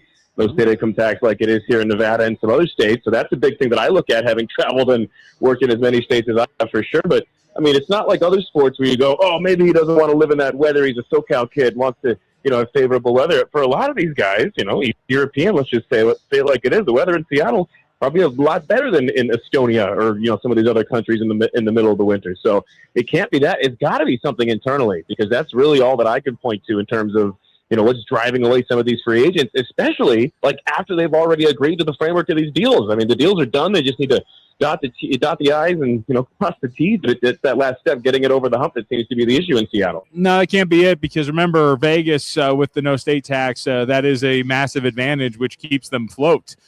So I think that can't be true there, right? It's got to be a massive cheat code that you can get out there and not be charged like that. Has to be, and especially for these guys making, like in that instance of Robertson, 8 years, $120 in theory. That's a huge difference, and especially like guys playing in California with the jock tax there. That's like 35% off the top right there. Whereas you go to some of these other places, you're not in sunny SoCal, but Seattle is a cool place to live, and especially for these hockey players where that team is a big deal there. Like I said, it's got to be something internally, because outside looking in, I don't know if there's anything that I can point to. All right, so let's talk a little baseball here. And we got some news today that was pretty interesting. The Mets have decided that Carlos Mendoza will be the one that falls on the sword, and he is fired. How much was it Mendoza's fault? How much is it he was given a terrible roster? I mean, it's a tough dilemma, because he wasn't handed a terrible roster per se. There are other managers that have, made worse into better.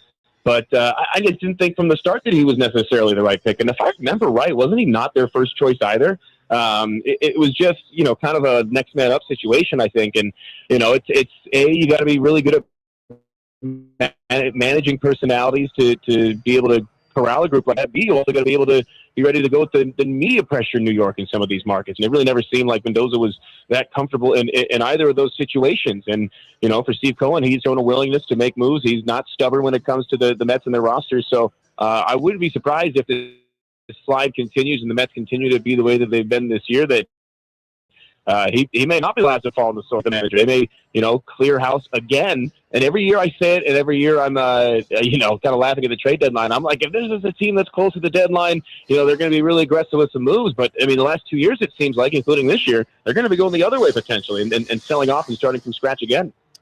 Well, I don't think they had a crap roster. But I will say, when you make a decision to not pay, this era's Mr. Met, the polar bear, Pete Alonso, and he's bouncing back and he's putting his numbers together, and he's hitting 253 with 18 and 50 plus ribs, 55 ribs. Polanco was the guy. Unfortunately, he's been hurt. I think they tried to do it through multiple dudes instead of having a guy like Alonso, and that frankly hasn't worked out. And it turned out David Stearns also built a very shaky pitching staff. So you're right. I don't know if he was the right manager, but this build this year has not gone well. No, and the thing is, too, is with Pete Alonso, I think that's the one that really did it for me in terms of, going into the year, maybe thinking that this team was destined for not the best year, because not only was that a huge PR hit, and he even tried to set it up ahead of time. And he's a Boris guy, so he was coached on this, that like, hey, I want to come back. If I don't come back, it's on them. If I don't come back, it is the Mets' fault. So he did a great job of kind of planting that narrative throughout last season. And lo and behold, he didn't come back, and we come to find out that it is the Mets' fault. And Alonso's one of those where if he's healthy, penciling 35, 45, and 90 to 120 RBIs. And, the average is what it is, but you don't really care about his batting average because of what he brings, not only in terms of the power, but in terms of his, the intangibles off the field, in terms of leading a locker room for a clubhouse that, quite frankly, doesn't have a leader right now, with Francisco Lindor not really being that guy in terms of what that clubhouse needs at the moment. Yeah, not a good look when your team the last month or so has to put quadruple A guy. Nice story, but Jared Young in as a regular. They've also been crushed by injuries. Yeah. Lindor just came back. He's barely played. I mentioned Polanco going down, so they've had trouble on that front. So it's a mess again this year with the Mets. Okay, the A's. This has been a mixed bag this month because they're surviving, but boy, oh boy, the schedule, Matt, set up for them to really make a good run this month. Lots of games against the Angels, a series against the Giants. Thank God for last night, because if they had been swept by the Giants, that's a freaking disaster. And again, what you and I and everyone else who hosts Cofield and Company, we've talked about the same theme throughout the year, and that is how do you build a bullpen so it's more reliable? And on a Friday here, again, I have no idea who the closer is. I thought Alvarado was going to be the guy. He had a rough night 2 nights ago. So did I. Yeah, I mean, and last night, thankfully, the hitting came through to save them. Yeah, and I mean that's the big question mark that needs to be answered. At the deadline, not only that, but a couple of question marks in the starting rotation as well. Because this is a team that, if they had an average pitching staff instead of a really bad one, would be leading a division and leading by a couple of games and in the thick of the playoff chase. And as it stands, they're fighting to stay around 500, and kudos to them. But with no Zach Geloff for this short period of time, and Jacob Wilson kind of iffy with that shoulder, you never know how long this offensive swing is going to continue. And with Alvarado, I was with you. We had talked about it. I thought he was the guy because when he got sent down and was with the Aviators, he was dominant. And that's putting it lightly. He was kick-ass. But then he gets back up, and he's really rough. Keep in mind, too, Scott Barlow DFA'd and cleared waivers the other day, so he's a free agent. That was kind of a puzzling sign, but it was one that going into the season, I was like, okay, it's going to give him some stability. He's a guy that had never had an ERA above 4.3 in the major leagues for a couple of different teams. So for him to give an ERA of almost 6.5 this year is really puzzling. Makes you wonder what the difference is in terms of coaching for the A's. But they need an answer, and I think it's got to come externally. Michael Kelly has been dominant in the back end of the Aviators bullpen for parts of the last 2 months. So I think he's the next guy to call internally to try to help fill that stopgap. But I really think if you want a permanent solution, the Mason Miller deal is what it is. I think that's going to pan out with Leo DeVries turning into what I think a lot of people believe he's going to be, and that's going to be even enough. But right now, turns out they need a closer. Also, a knife to the gut is Joel Kuhnel going to the Brewers and getting 2 saves this week. Yeah, and the Brewers, like I think I said it on this show before, they're turning into the new Tampa Bay Rays. And that's something I've kind of brainstormed around to some pitchers and people within baseball that I know, and they all kind of agree that it's one of those teams where when you see somebody pick up another team's scraps, that you go, oh no, what did we miss? Because they've been able to add miles an hour to the fastball. They've been able to add break and really the stuff plus a lot of the advanced metrics to a lot of pitchers' arsenal throughout the year. And I think Joe Kuhnel was throwing like 3 or 4 miles an hour harder within a week of signing with them. So they're kind of turning into the team team of witch doctors. That's what I call them, because they really take other teams' trash and turn it into their treasure when it comes to pitching. All right, John, let's use Matt here. Matt Nevert's with us, voice of baseball in Vegas. I want John's comments first. This series this weekend, what do you think of these matchups? You got Ginn and Arena, Perkins and Detmers, and Algieri and Savale. Yeah, Algieri, I think, is the way you do it. I think that when you look at the Angels, the two guys that they're throwing out here first, Matt, and I would like to hear your thoughts, because I do think Arena has shown like some really good signs for the Angels. He's been one of the lone bright spots of a terrible year. He's got a 2.40 ERA coming to this, and Detmers too. Like, these are two of the brighter spots on the rotation for Anaheim. Soriano was that, but he has definitely fallen back down to earth. Potentially, Detmer's a piece that you can go and get if you wanted to starting rotation, but it's a good test for a lineup that was kind of hit or miss over the last week or so. Yep, and it's a great litmus test right now against a team that's been terrible. And so those pitchers that you had mentioned have really been the bright spots for that team outside of Mike Trout and Joe Adell at times. But I think Detmers is a guy who is going to be moved, and I wouldn't be surprised if he stayed in the division. I think that's a guy that the A's could really, really use in the rotation, especially from the left side, and especially with the durability that he gives you, kind of able to save that bullpen on certain games. And for JT Ginn, he's been pretty good in his last couple of starts. Who's going Saturday in game 2 for the A's again? That's Perkins. Against Perkins. I think it's kind of do or die time for Perkins in terms of sticking in the rotation. I like him better in the back end of the bullpen, someone that can stretch it out for multiple innings. His fastball velocity is always up a couple miles an hour when he throws in relief, knowing he's only going to go like 2 or 3 innings max. So I think that's where he's more effective. But the A's really like him in the starting rotation. I think that's the spot where he could stick, but this may be like a tryout. Hey, if you don't show us what we need to see, we're either going to move you to the pen or make some other options, because the A's are absolutely, I think, due for a starter, and that back end of the bullpen is wide open. I think they go out and get a couple of arms. We got to do it. This is the dirty part of baseball, because we're enjoying an unbelievable season, and a lot of the supposed have-nots are more than competing. But we got the upcoming labor discussion on the way, and baseball dropped a bombshell yesterday. And one of the things they would like to implement is something very NBA-like to try to help teams have a little advantage in keeping their own players. How do you think the MLBPA is going to react to players changing organizations, can get a max 5-year deal, but if they stay with their team, they can get 6 years? How do you think that'll go over? Oh my God, with Molotov cocktails. I think that they are just throwing gasoline onto an already incendiary fire. I've been telling you, Steve, right, for parts of 2 years plus, that this is going to be an absolute disaster, and this is worse than I even thought it was going to be. I mean, these sides are just so far apart. They're talking things and throwing things out there in the public that just are so far from the central core of what the issues are and the big discrepancies are between the two sides. So I think the more stuff that just gets kind of tossed out there in the public and in the media, definitely leaked on purpose to certain writers. Keep an eye, too, on which writers and which media sources are the ones posting these first, because they're the ones that are, in the pocket of the league or the Players Association, as you guys well know. But, I mean, this is just going to be a mess. Get your fill of regular season Major League Baseball here in 2026, because we may not have much, if any, in 2027. It's really going to be a shame, and like you had kind of alluded to at the beginning, it's incredible. The timing could not be any worse for a sport that's got as much momentum as it has since, in my lifetime, since the 1994 labor dispute was really the last time that it's been this bad. Scott Boras said of the league's proposals, it's like offering, quote, a few pieces of nice furniture if you'll move into a room that has a 4-foot ceiling. They're trying to move back to an arcane salary structure of the 90s. Baseball goodness. also keeps saying in all of these ideas, we're doing this for the fans. I saw one fan respond and say, you know what?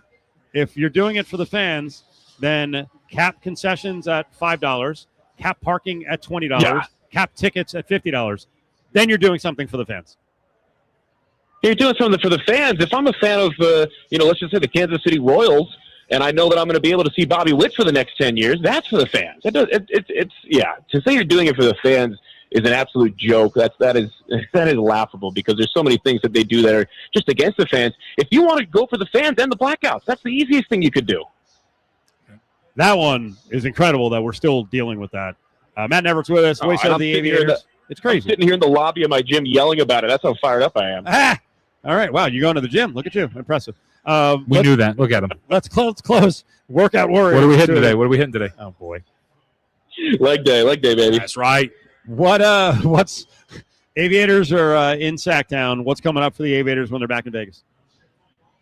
Yeah, so this is the first series of the second half. Aviators first half champions, so they will not only be in the PCL Championship Series at the end of September, just like last year, they'll be hosting it on a 3-game series. AviatorsLV.com. We're already selling those playoff tickets, baby. But on the road for the first 2 weeks of the second half, they're in Sacramento for 6 right now, and the Aviators are blazing hot, best record in AAA right now. They'll go to Salt Lake next week, take on the quadruple A affiliate of the Angels, I guess, if you want to call it that.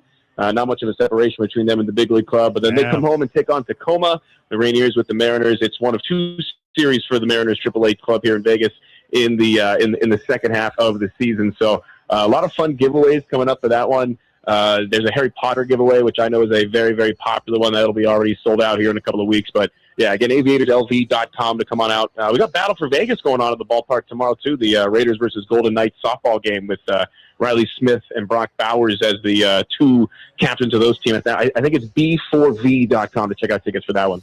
And advice to any of the Raiders and VGK, if you have not played softball or baseball recently and you have not shagged flies, let someone else try to catch outfield flies, or just tell them you can't play the outfield. Because we did have a case a couple of years ago where one of the Raiders players got plunked right in the head because he misjudged the fly ball. Oh, who was it? Yeah, offensive lineman. I forget his name. It was out of Alabama, if I recall. Yeah, he got punked right in the head, right in the forehead. I remember that one. Matt, have a wonderful weekend. We will talk to you soon, buddy. Happy to help you guys. Hey, I had lunch with Caleb Herring today. Rebel football coming up in less than 2 months. Let's do it. August 29th, the opener. Thanks, Matt.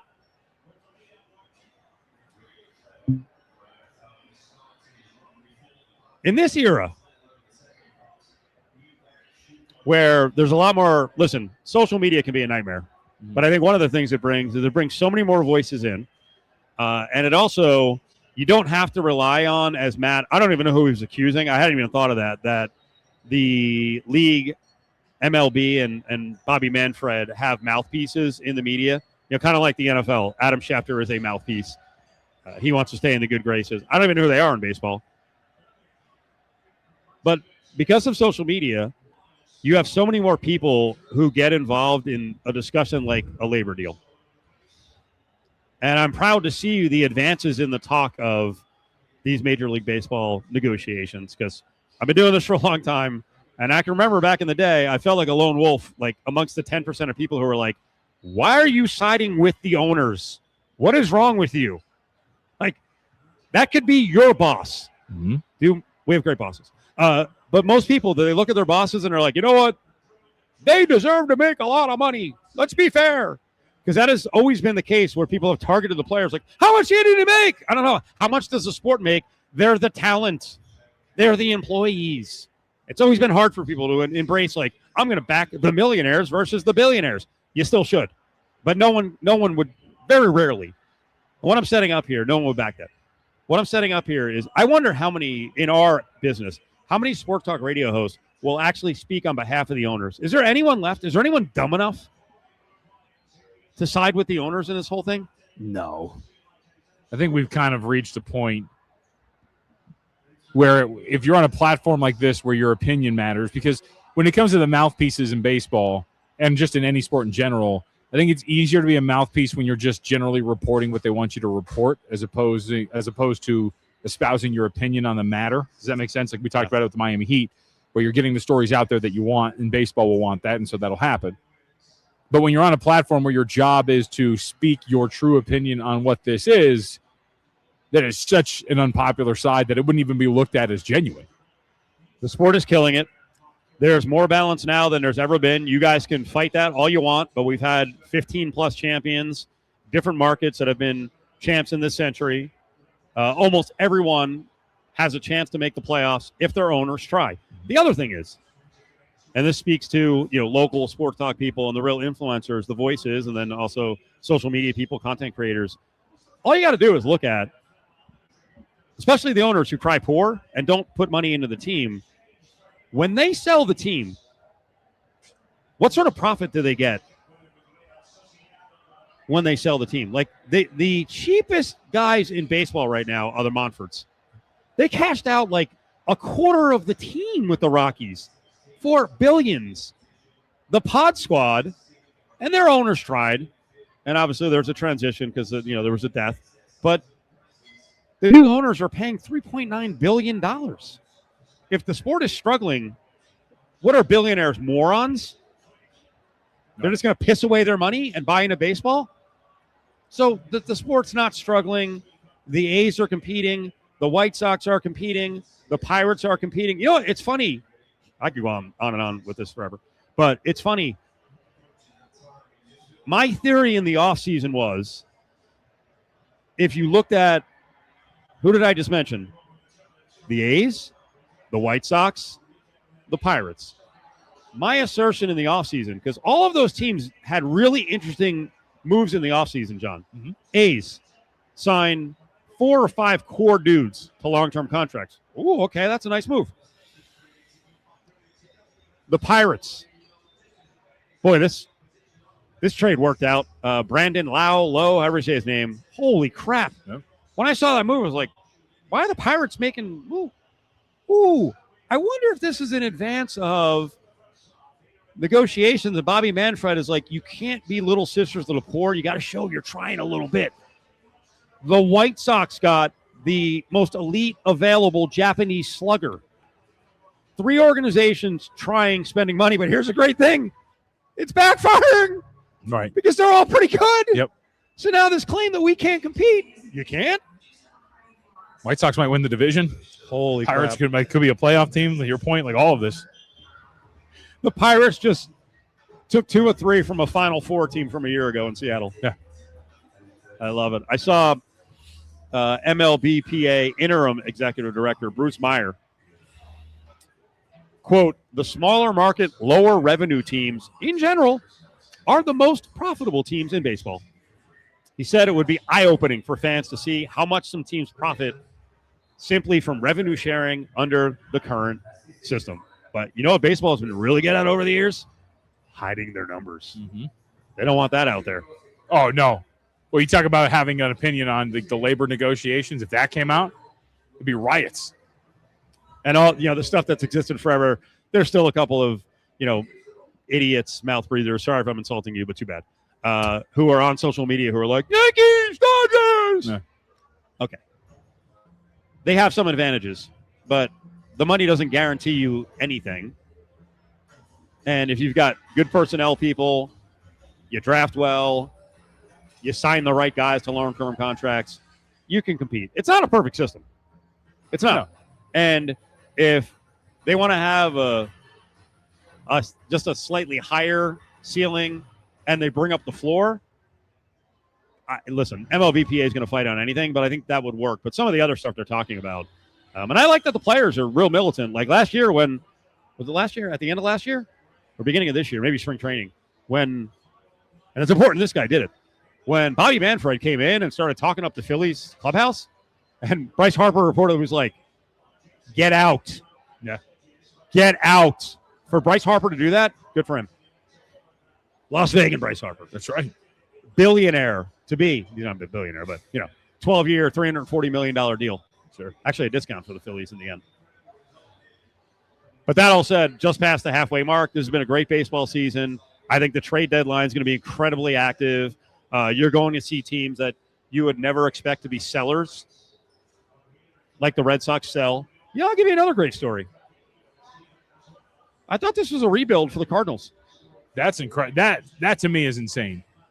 I thought they were going to be awful, like high 60 win, awful, and they could probably fall off, but they're not going to be that bad at all. And they have young pieces too. That's the big part about it, where all of a sudden you see these young guys they have kind of hitting all at the same time, not like quite literally and figuratively. Yeah. And you're looking at them going, holy smokes. And you see the Cubs like toiling around in like third of the division at times, not really understanding what's going to happen with them. It's been incredible to watch the St. Louis Cardinals. Yeah, Cardinals, and like you said, it could fall apart in the second half. But the Cardinals have this weird lineup of a couple of young prospects, but they had a bunch of dudes who were their prospects who are now 25, 26, 27, and they're finally all coming together at the same time. Like putting up really good numbers. And then obviously Jordan Walker, and I don't think he's going to get much play for MVP, but based on the fact that the expectations were so low, he is their young star. And I think most people are like, okay, it's just not going to happen. But that dude's a monster. He's 6'6", 250, and had just not put it together this year. 290, 18 homers, 58 ribs. Mm-hmm. Listen, I'm not a Cardinals fan. I'm not. But the Cardinals being good is good for baseball. They have the best fans. At least they say so. Yeah. Well, and look at, I mean, to your point about because the system's not perfect, and I do think the Dodgers are part of this in terms of, you can talk about a salary cap, whatever it is. There should be a floor as well. But my whole point being, the Dodgers have done really well too is draft and develop guys in a farm system that seems to be endless. No matter how many arms they lose to injury, there's another one popping up. It's like Hydra, right? When you cut off one head, two more pop up. No matter what happens to that pitching staff, doesn't matter. There's another arm coming up. There's something else ready to go. They've done a tremendous job in that facet of their system too. They hired the Rays people who, the ones they left behind, still run the Rays system, which is incredible depth in the organization.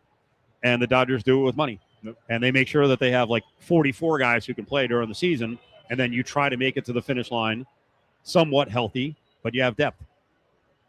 So this baseball season's been awesome. I think the second half is going to be tremendous. We're tracking World Cup soccer now. What is it, Spain and Uruguay? Going at it. That one's scoreless.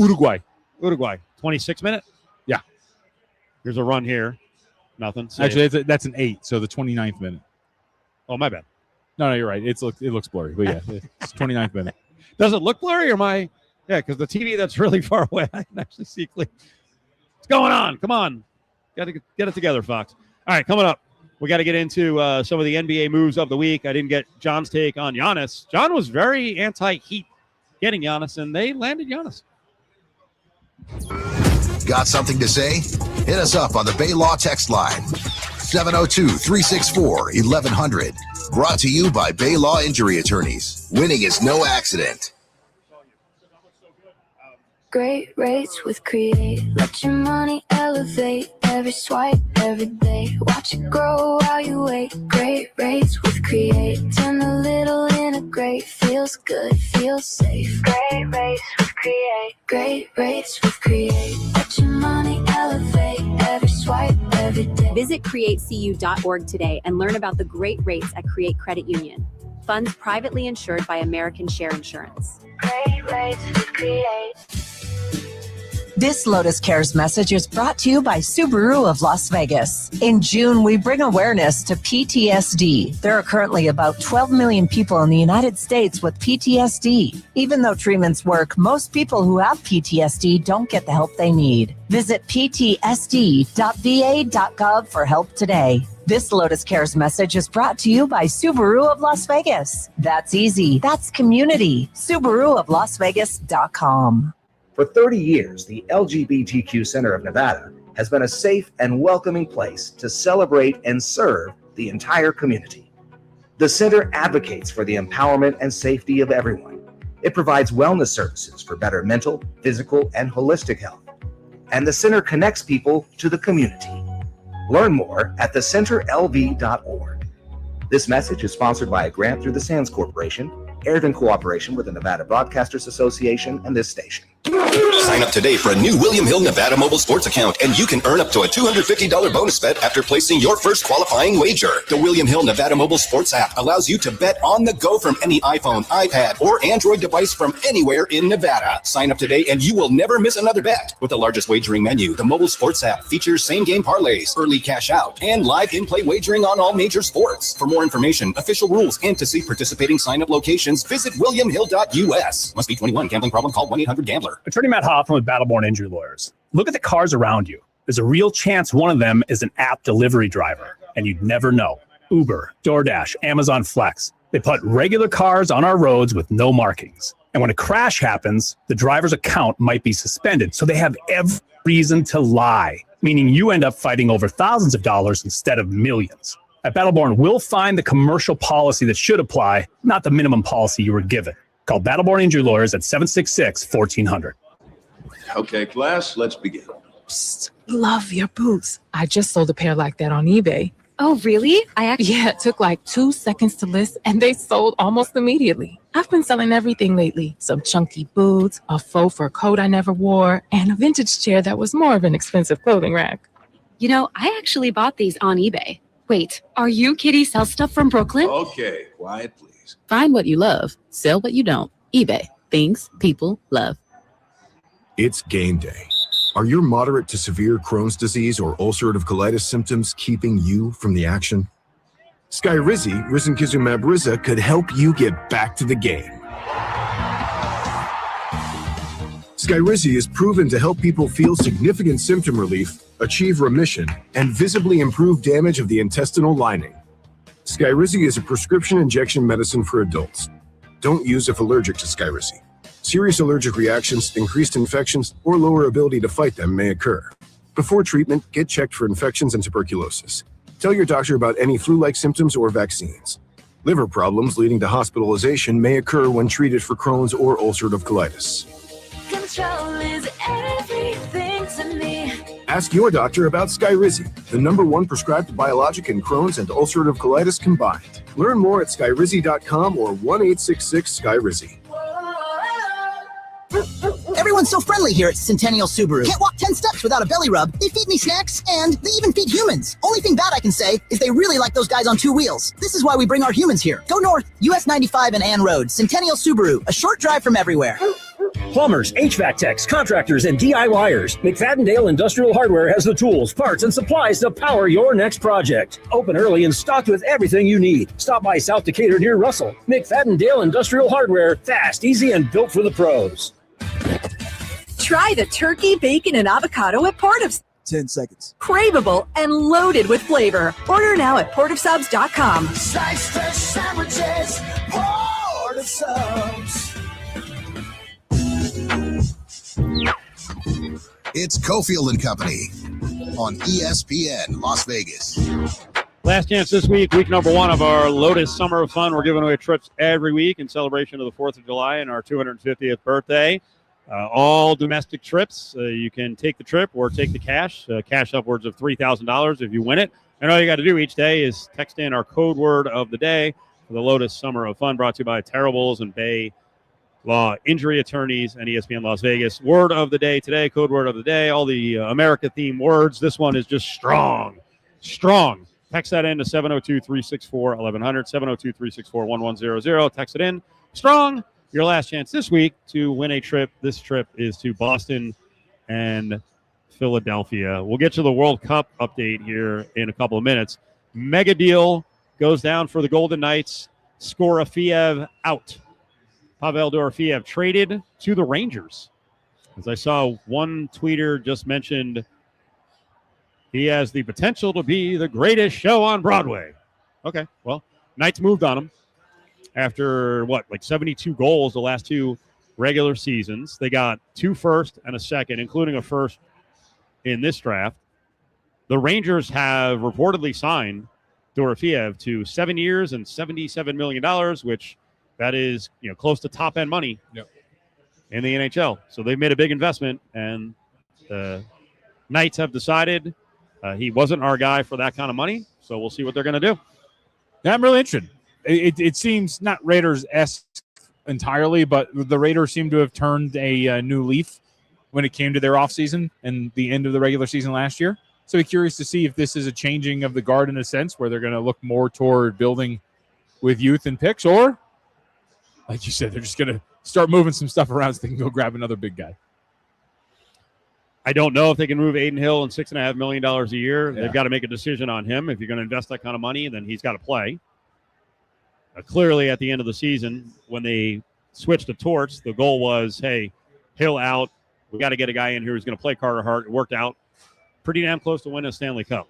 I mean, didn't really do yourself any favors when Tortorella refused to put Aiden Hill in after Carter Hart was giving up goals left and right.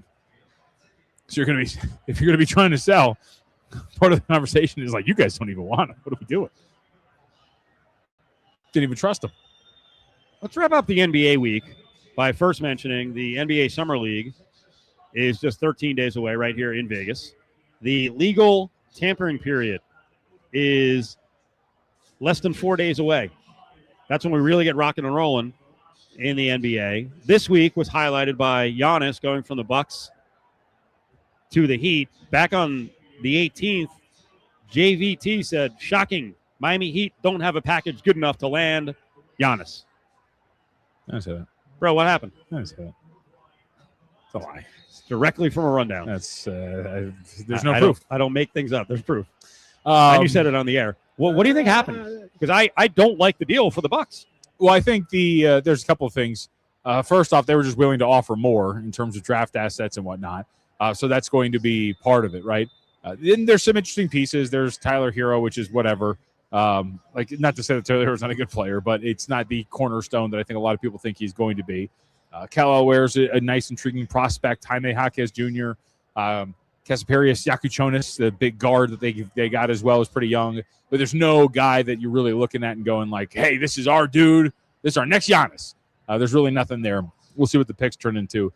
It sounds like the Celtics were just more than willing to say, hey, here's Jaylen Brown and maybe a draft pick, and that's it. And they didn't want to budge on certain pieces. Hugo Gonzalez was one of those pieces that potentially they weren't willing to move on. So we'll see if that comes back to bite them. But it sounds like this is just a matter of the Heat were willing to offer more. The Bucks needed to move Giannis. And at the very least, you can convince yourself some of those draft assets might turn into something down the road. Some of the reaction to Giannis going to the Heat was, well, I mean, good move for him, I guess, but he's no closer to winning the title. That's not true. Oh, I mean, he's incrementally closer. The Heat this year, or this version of the Heat coming up, I should say, are better than the Bucks this year. There's no doubt about that. So in that sense, they're wrong because he is technically closer because that team is better. I still think it's inherently flawed roster that when you get to a best-of-7 series will start to show some warts. I think they're going to be a very good regular season team. I think they're going to be a near-elite defensive team if they're going to be fully healthy with Bam Adebayo and Giannis Antetokounmpo and Andrew Wiggins and Davion Mitchell. That's a good starting four. And then if you get Norm Powell to help with the spacing, it's really solid.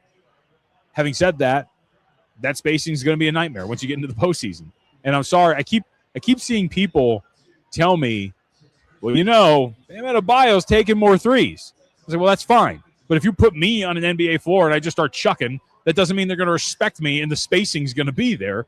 Bam shot 32% from three. So that is still a guy that in a postseason series, if you're choosing ways to go down with the ship, the first option is going to be if Bam Adebayo shoots 47% from three and that's how we lose, then that's how we lose. So I think that's going to be a real problem for him. And by the way, some of the pieces that they're supposed to be sniffing around outside of Norman Powell, Buddy Hield, he just signed with Atlanta.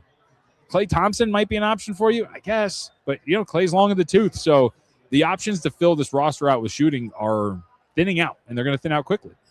Heat's win total 49.5. It's very high. I'd go under. I'd pick quite a few teams that I think are going to be better than them next year. And those teams, by the way, I just say real quickly, they have options still to get better. Like the one I keep going to, Detroit. Detroit is 10-1 to win the East behind the Miami Heat. Detroit is potentially going to add or going to ask about Tyler Hero. They're going to call about Kawhi Leonard. They're going to call about LeBron James. They have cleared out their cap space to the point where they are ready to land a big salary. They are going for it. So they're going to be better, and yet the market is sitting there putting them at 10-1 behind Miami. Indiana, if they're healthy, Tyrese Halliburton, Vich Zubac, the Knicks. Yeah, there's so many teams. What are the Heat going to do on the backcourt? That's the question. Starting point guard is a real question. So Davion Mitchell is going to be their starting point guard. And for those who don't remember, he played at Sacramento, really good defensive-oriented kid, can shoot. Played at Baylor, if I remember correctly. Yeah, right. He's played at Baylor, for those who remember, was part of that title team, if I remember correctly. So it was really, has some pedigree to him, and he's a good player. But that's why the Yakuchonis player, who, if you're not familiar with him, you can look him up. He was supposed to be their kind of point guard of the future, but he gets shipped off. There's not much ball handling on this roster. So that's going to be a really big question for them behind Davion Mitchell. Who in the world are you going to start to turn your bench minutes over to? How much can Norm Powell get elsewhere? I think he can get a bit, yeah. He's going to be a hot commodity. Sorry, go ahead. No, I was just going to say, I think teams like the Lakers, others are going to be asking about Norm Powell. Okay. Yeah, I mean, you can go and sign him. Well, go and ask what's going on. Well, I was thinking of a Lakers tie from this standpoint. If Austin Reeves was a target of the Pistons and maybe the Nets, I'm not saying Norman Powell because of his age. No, he is. But that would be like another guy on that, that 2, maybe small lineup 3. That would be next in line. Yes, of course. I mean, if you're Detroit, you're absolutely. Yeah, I think that was reportedly one of the options that they're looking at too, to go and get would be to add Norman Powell, which is why some of those names like Klay Thompson and Buddy Hield popped up just in case Powell wasn't going to re-sign with Miami. Kawhi. Well, he doesn't want to go to Miami, but we'll see. In general, you mentioned him for Detroit. Oh yeah, I think he's gone. So what's going to happen?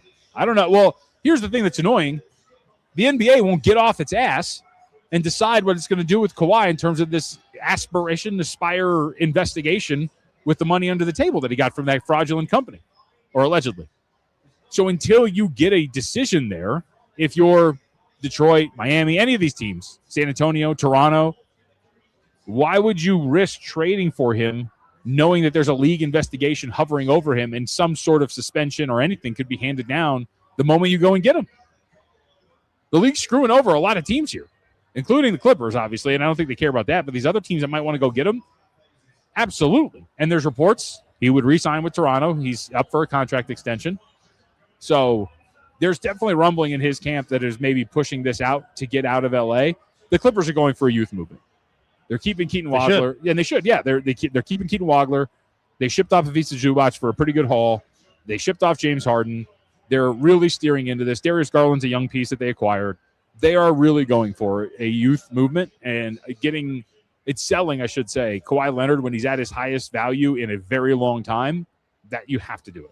One more minute here on the NBA, and then we got to pay the bills before we close it out with the grab bag. I want to run this one by you because I have a feeling you may say pump the brakes a little bit, but there was a lot of social media attention thrown at what the Spurs did in the draft because Wemby obviously needs some other bigs around him and protectors, so he's not getting pushed around so much. The Spurs seem to have a theme. They drafted Jaden Quaintance, who's more of a future guy, but 6'9", 250 with arms, that are go forever. Tarish Reed, 6'9", 265. People are going kind of crazy about, hey, some Wemby protectors. Do you like this? I mean, I guess to an extent. I'll see what they do in free agency, too, and see what they're going to add, because I think they need some shooting, some more consistent shooting. But, I mean, I think they're a team that's kind of pretty solid with the way that they've been built in terms of, like, they're going to take the Thunder route and just go, yeah, like, we're just going to roll this back. I mean, we're in the NBA Finals. Why wouldn't we give this another shot? We have the best player in the world. So we're going to keep with the continuation. Continuity. There we go. So I think it has to make some sense. You're going to roll some guys out there. I'll lock Caitlin Clark. You're not going to let that happen to Wemby. You're going to put some guys out there to get some minutes and eat some fouls and beat some guys up. You read my mind. Yeah. Like, get some big guys who can intimidate, and Quaintance could grow into that frame, which is ridiculous. It's funny, to your point, you remember in the Knicks series when Jalen Brunson got knocked to the floor a couple of times, it was demure Jose Alvarado after the game that said, yeah, it's not going to happen again. Trust me. It was Jose Alvarado. Remember, when you come out here to the Golden Circle Sports Bar, they are open early for the World Cup games all next week and through the rest of this thing, which goes through the middle of July. And they do have breakfast.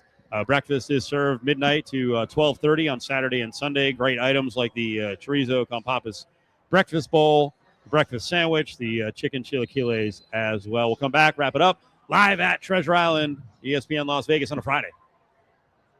The Golden Circle Sports Bar inside Treasure Island Hotel and Casino is the best place to watch games on the Strip. There's a huge video wall and over 55-plus screens throughout the bar. Place your sports bets at the new STN Sportsbook. The menu with the Golden Circle Burger, the Linebacker Bison Burger, Philly Cheesesteak, the Polish Sausage, and so much more is dynamite. The Golden Circle Sports Bar's happy hour is amazing with $5 draft beers every day from 10 a to 6 p. Treasure Island, the Vegas destination for those seeking a contemporary resort experience with an ideal location on the Las Vegas Strip. And remember, parking is always free. There's a difference you can feel when you step into the showroom at Finley Honda Henderson. Sure, our cars are beautiful, built to last, and our certified pre-owned inventory is one of the largest in the country. But the difference is our people.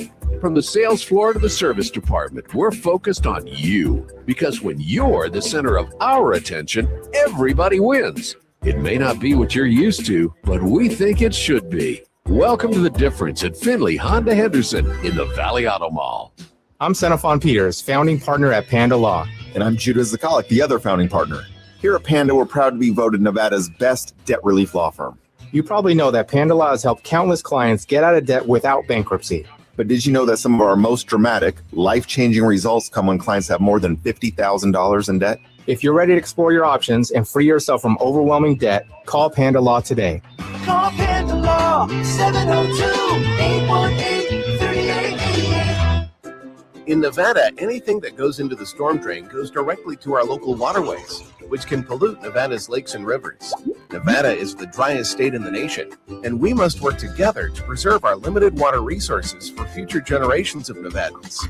Here's some waterway wisdom so you can help do your part this summer. Wash your vehicle at a car wash or on grass or gravel. Avoid sprinkler runoff. Scoop your dog's poop, bag it, and discard it. Collect grass clippings and put them in the trash. And secure and pack out trash when recreating. Keep contaminants out of our storm drains. Use waterway wisdom. And remember, only rain should go into the storm drain. Join us in preserving Nevada's waters for future generations by visiting lovenvwaters.com and following us on social media. This message sponsored by the Nevada Department of Transportation, aired in cooperation with the Nevada Broadcasters Association and this station. My name is Christina Martini, and I attended the Mark Patrick seminar. And because of the seminar, I lost over 27 pounds in a course of about 4 months. Oh, wow. That's remarkable. Join Mark Patrick's Hypnosis Seminar. Lose the weight or stop smoking, only $59.99 guaranteed. Hypnosis, Sunday, July 12th at the Santa Fe Station Hotel and Casino in Las Vegas. Weight loss hypnosis at 11 a.m. Stop smoking hypnosis at 2 p.m. Sign up at markpatrickseminars.com. Hey, Jackie, thanks for the recommendation. You know, my son got an awesome deal on that engagement ring. He got a custom gold setting and a free 2-carat lab-grown diamond. I told you, Michael Amen and Diamond Jewelers is the diamond and wedding ring store. They're the most trusted family jeweler in town with the most affordable prices. Beat the heat with some cool cash for betting sports on the William Hill mobile app. With the William Hill Cash Rewards program, you can earn up to $500 in cash. Earn summer rewards points for mobile wagers made until August 31st. Win or lose. You can earn even more rewards points for teasers, parlays, and same-game parlays. Sign up for the William Hill mobile app today and opt in to enroll in summer rewards. To see participating locations, visit williamhill.us. Must be 21. Gambling problem? Call 1-800-522-4700. Bring on the fun and bring home a new Honda with a great deal on your favorite Honda vehicles. And finally, take that road trip you've been dreaming of. Now's the time to check out the Honda Civic and HR-V from Honda, the 2026 KBB.com best value brand.